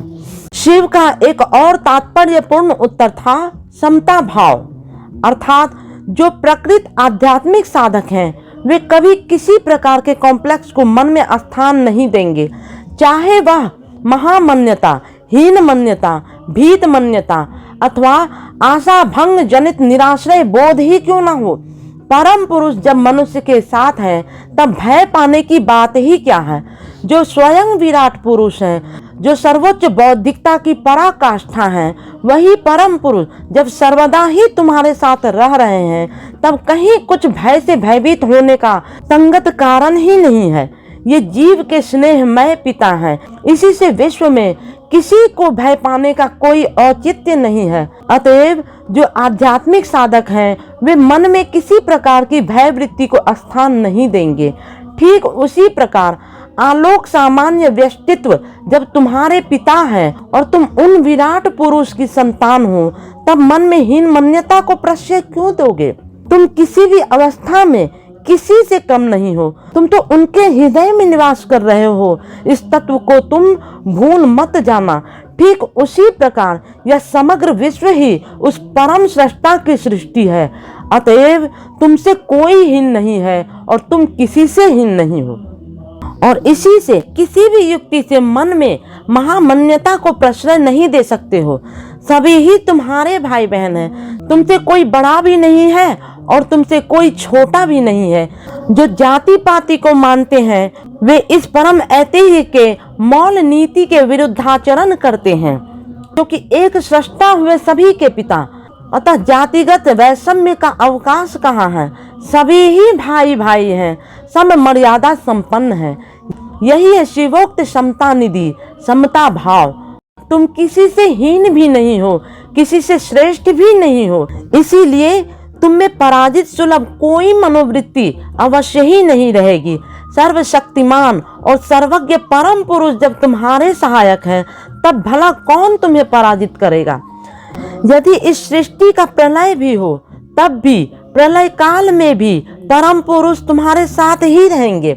तब भी वे भयंकर प्रलय के हाथ से तुम्हारी रक्षा करेंगे। इसीलिए पराजित मनोभाव को तुम किसी भी अवस्था में प्रश्रय मत दो। यही शिव का वाक्य है। शिव की और एक गुरुत्वपूर्ण उक्ति है, वर्तमानेषु वर्तेत। तुम किसी अवस्था में वर्तमान की उपेक्षा नहीं कर सकते हो।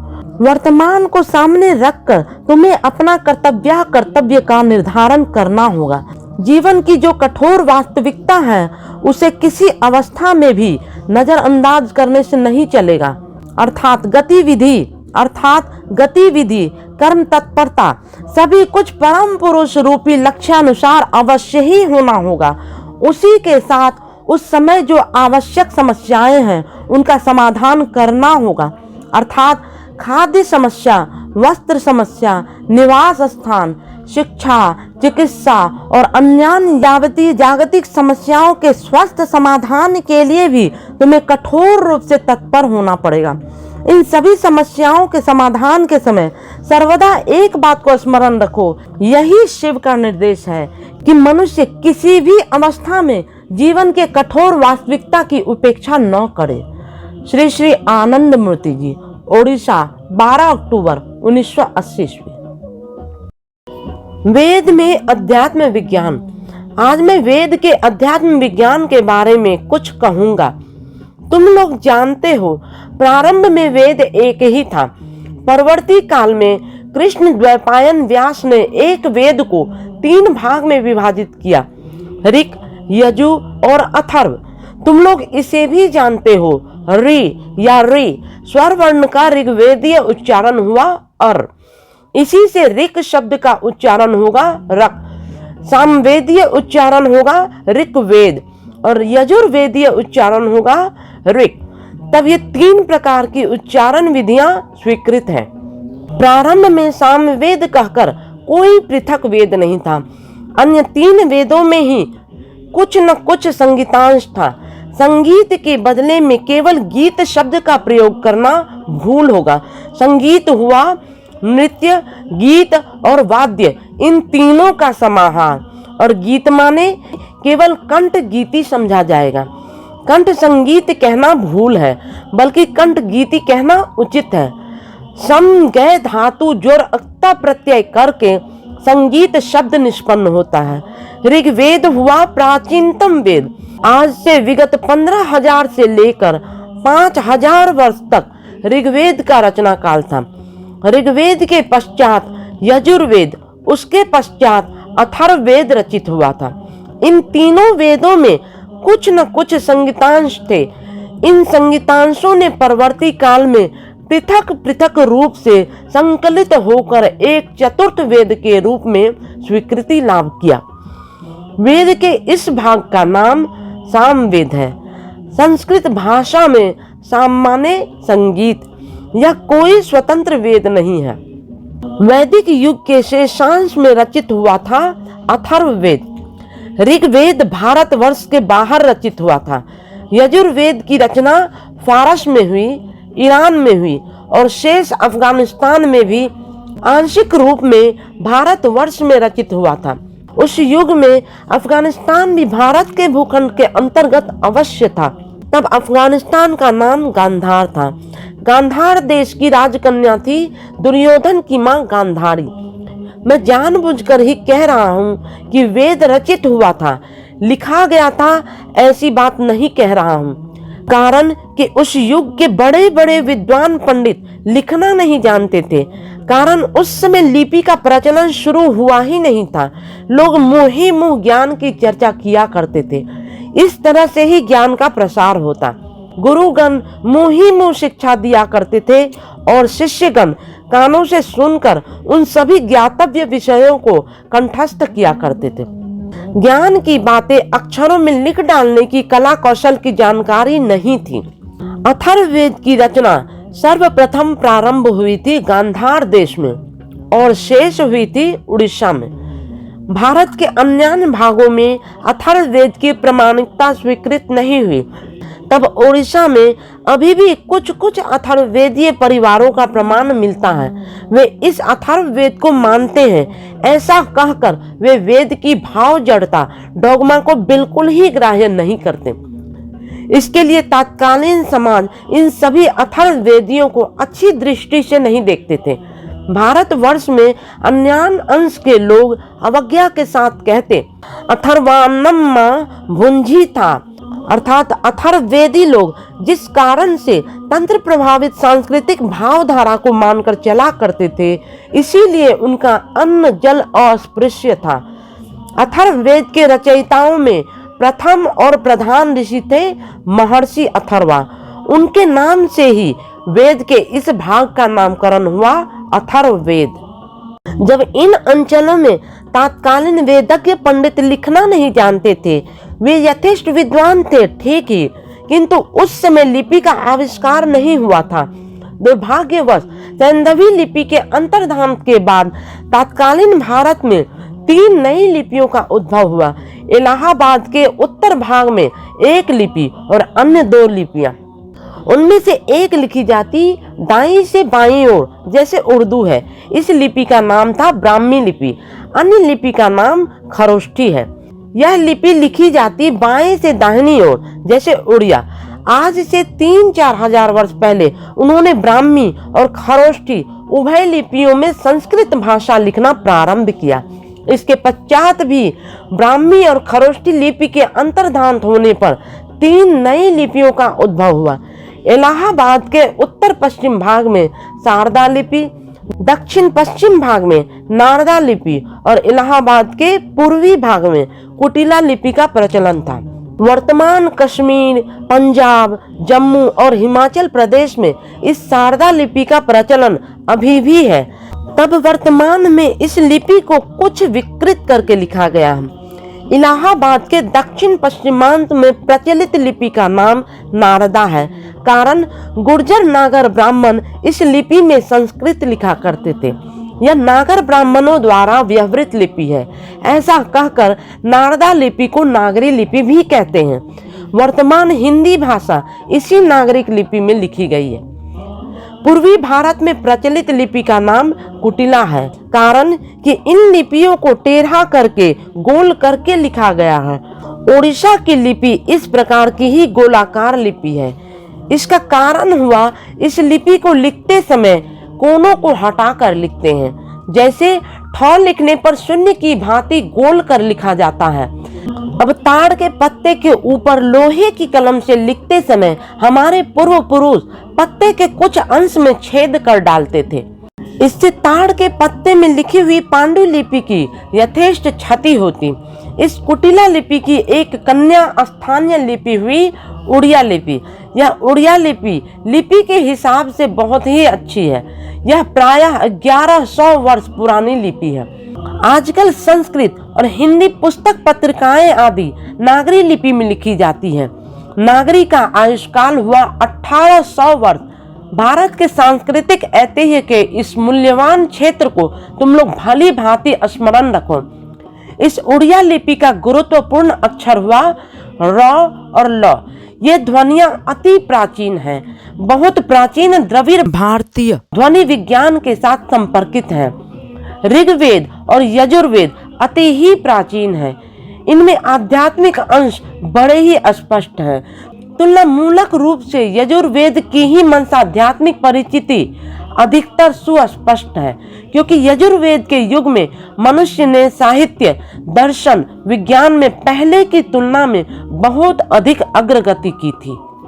प्राचीन काल में आर्यों ने जब अनुष्ठानिक रूप से वेद लिखना प्रारंभ किया, तब सर्वप्रथम ब्राह्मी और खरोष्ठी लिपि में लिखना प्रारंभ किया। भारतवर्ष में प्रथम जब वेद लिखना प्रारंभ हुआ, तब कश्मीर में प्रचलित शारदा लिपि का व्यवहार होने लगा। तुम लोग इस बात को स्मरण रखो, अंग्रेजी भाषा कश्मीर शब्द का उच्चारण क्याश्मीर है और संस्कृत में कश्मीर। उस समय इस अंचल में कश नाम के एक उपजाति निवास करती थी और संस्कृत में मेरु शब्द का अर्थ है वास स्थान या वास भूमि। अजय मेरु माने अनाधिकृत देश। अजय मेरु से अजमीर, आजमीर, अजमेर। कश्मेरु माने काश जाति की वासभूमि। इसी से यह शब्द कश्मेरु कश्मीर बना। इस देश का नाम कश्मीर कहने पर व्याकरणगत औषधि होती है। महापंडित कल्हन राजतरंगिणी नामक कश्मीर के इतिहास लिखते समय कहा है, यजुर्वेद में मनुष्य की प्रज्ञा और बोधि की समुन्नति की अभिव्यक्ति घटी है। तुम लोगों ने देखा होगा, बहुत से संस्कृत शास्त्र में एक बात का उल्लेख है, मनुष्य सत्कर्म करो, सत्कर्म करो। कारण है कि सत्कर्म के लिए ही तुमने पृथ्वी पर जन्म लिया है। इस प्रसंग में यजुर्वेद का वक्तव्य हुआ, मनुष्य को सर्वदा शुभ कार्य करना उचित है, किंतु सत्कर्म करते समय इस परम तत्व को याद रखने की आवश्यकता है कि मनुष्य अपने स्वयं की प्राण शक्ति देकर अपने स्वयं की आभ्यंतरीण शक्ति से सत्कर्म कर रहा है या नहीं। वास्तव में वह शक्ति पा रहा है परम पुरुष से। वह जीवनी शक्ति या कर्म शक्ति परम पुरुष की है। मनुष्य परम पुरुष प्रदत्त उस शक्ति से शुभ कार्य करता रहता है। इसी से अच्छे अच्छे कार्य किए जाने पर एक पुरस्कार वह पा जाता है। वह पुरस्कार हुआ जिस मनुष्य का उपकार किया जा रहा है उसके आंख मुख में एक परितृप्ति की हंसी खिल उठती है। मान लो तुमने किसी गरीब मनुष्य का उपकार किया। वह उपकृत गरीब व्यक्ति विपत्ति में सहायता पाकर अवश्य ही हंसेगा। उसका यह हंसना ही बहुत बड़ा पुरस्कार है। उस समय तुम्हारा कहना उचित है, हे परम पुरुष, इस पुरस्कार के लिए तुम्हें अजस्र धन्यवाद। कारण यह है कि जिस गरीब का उपकार मैंने किया वह तो अपनी स्वयं की शक्ति से नहीं बल्कि यह शक्ति तुमसे ही पाई और तुम्हारी दी हुई उस शक्ति से ही मैंने उस गरीब की सेवा की। प्रतिदान में उस गरीब के मुख पर यह जो एक सुंदर सी हंसी उभर आई, यह हंसी भी तुम्हें ही प्राप्य है। सभी कर्मों के प्राकृत मालिक, सभी यावतीत के असल करता हुए स्वयं परम पुरुष। एक साधारण मनुष्य कहीं कुछ नहीं कर सकता। इसी से मनुष्य को अहंकार करने का कुछ नहीं है। और जिस हेतु भला या महत कहीं कुछ भी मनुष्य अपनी स्वयं की शक्ति से नहीं कर सकता। इसी से मनुष्य को परम पुरुष के ऊपर निर्भर रहना पड़ता है। जिस मन से मनुष्य मनन करता है, चिंतन करता है और तदनुसार कार्य करता है, वह मन भी तो परम पुरुष का अवदान है। यही हुआ यजुर्वेद का सिद्धांत। यह एक बहुत बढ़िया आइडिया है और इसमें सत्यता भी है। मान लो कोई राजा ने किसी एक गरीब ब्राह्मण को कुछ जमीन दान दी। ब्राह्मण शब्द का अर्थ क्या है? जन्मना जायते शूद्रः संस्कारात् द्विज उच्यते, वेद पाठात भवेत विप्रः ब्रह्म जानाति ब्राह्मणः। जन्म से सभी लोग ही शूद्र हैं। कारण कि क्या करणीय है, क्या करणीय नहीं है, क्या आचरणीय है, क्या आचरणीय नहीं है, उसके बारे में उसे कोई धारणा ही नहीं रहती। इसी से कहा गया है कि जन्म से सभी ही शूद्र होते हैं। तत्पश्चात जब उसे दीक्षा लाभ होती है तब वह शुद्ध गौरवोज्वल पथ पर चलने की निर्देशना प्राप्ति करता है। मानव तत्व की शीर्ष महिमा में उन्नति होने के सोपान के संबंध में सही धारणा प्राप्त करता है, तब उसे द्विज कहा जाता है। द्विज माने जिसका द्वितीय बार जन्म होता हो। द्वि जोड़ जन धातु जोड़ ड बराबर द्विज। संस्कृत में जंतु और सरीसृपों को कहते हैं डिम्बज। डिम्बज इत्यर्थे द्विज, क्योंकि उनका प्रथम बार जन्म होता है डिम्बाकार रूप में और द्वितीय बार जीव अपने स्वयं के रूप में आता है। दांत को भी द्विज कहते हैं क्योंकि हम लोगों को 2 बार दांत निकलते हैं। अध्यात्म मार्ग में दीक्षा लाभ करने के पश्चात उस दीक्षित व्यक्ति को भी द्विज कहा जाता है, क्योंकि प्रथमतः जब वह भूमिष्ठ होता है तब वह शूद्र है और दीक्षा लाभ करने के पश्चात वह द्विज बन जाता है। इसी से तुम लोग जब अध्यात्म मार्ग में आए हो तब तुम लोग अवश्य ही द्विज हो, कोई शूद्र नहीं हो। वेद का माने है पराज्ञान, आध्यात्मिक ज्ञान। स्वाध्याय के द्वारा मनुष्य जब आध्यात्मिक ज्ञान प्राप्त करता है तब वह विप्र बनता है। विप्र शब्द का अर्थ है बुद्धिजीवी। आध्यात्मिक साधना के द्वारा मनुष्य जब उन करुणामय ईश्वर का सानिध्य प्राप्त करता है और उसके पश्चात भक्ति का प्राचुर्य हो जाने पर परमपिता की गोद में बैठने में सक्षम होता है, तब वह ब्रह्मत्व लाभ करता है। मान लो किसी राजा ने किसी ब्राह्मण को एक भूमिखंड दान दी। यदि वह राजा दान देकर यह सोचे कि उसने ब्राह्मण को आश्रय दिया है, तब मैं कहूँगा कि वह राजा एक बड़ा मूर्ख है। अब इस भूमिखंड का प्रकृत भूस्वामी कौन है? मान लो इस संबलपुर शहर की जनसंख्या 1 लाख के लगभग है। जनसंख्या 1 लाख से अधिक होने पर कहूँगा नगर और 1 लाख से कम होने पर कहूँगा शहर। शहर का संस्कृत प्रतिशब्द हुआ पुर। हम लोग अभी संबलपुर शहर में हैं। इस संबलपुर शहर का निर्माण 16वीं शताब्दी का अंतिम समय 1660 से 1693 ईस्वी में हुआ था। अब इस संबलपुर शहर का आश्रय क्या है? हाँ, संबलपुर जनपद, क्योंकि एक शहर एक जनपद में ही आगृत है। फिर संबलपुर जनपद का आश्रय हुआ उड़ीसा प्रदेश। संस्कृत भाषा में आश्रय का पर्यायवाची शब्द हुआ अभिवास। अभिपूर्वक वश धातु धंग प्रत्यय करके अभिवास हुआ। इस अभिवास शब्द का अरबी पर्यायवाची शब्द आबाद हुआ। जैसे अल्लाहाबाद, इलाहाबाद, अर्थात जो स्थान अल्लाह या ईश्वर का विशेष अधिष्ठान स्थल हो। अंग्रेजी पर्यायवाची शब्द अबोर्ड है। फिर उड़ीसा प्रदेश का अभिवास भारतवर्ष। फिर भारतवर्ष का अभिवास हुआ एशिया महादेश, और एशिया का अभिवास हुआ यह पृथ्वी, यह भूमंडल, और इस भूमंडल का अभिवास हुआ सौर मंडल, और सौर मंडल के अभिवास हुए परम पुरुष। अतएव मैं देख रहा हूँ कि अंत तक परम पुरुष ही सब कुछ के आश्रय हुए, सबके परम अभिवास हुए। श्री श्री आनंद मूर्ति जी, संबलपुर, उड़ीसा, 20 अक्टूबर 1989 ईस्वी।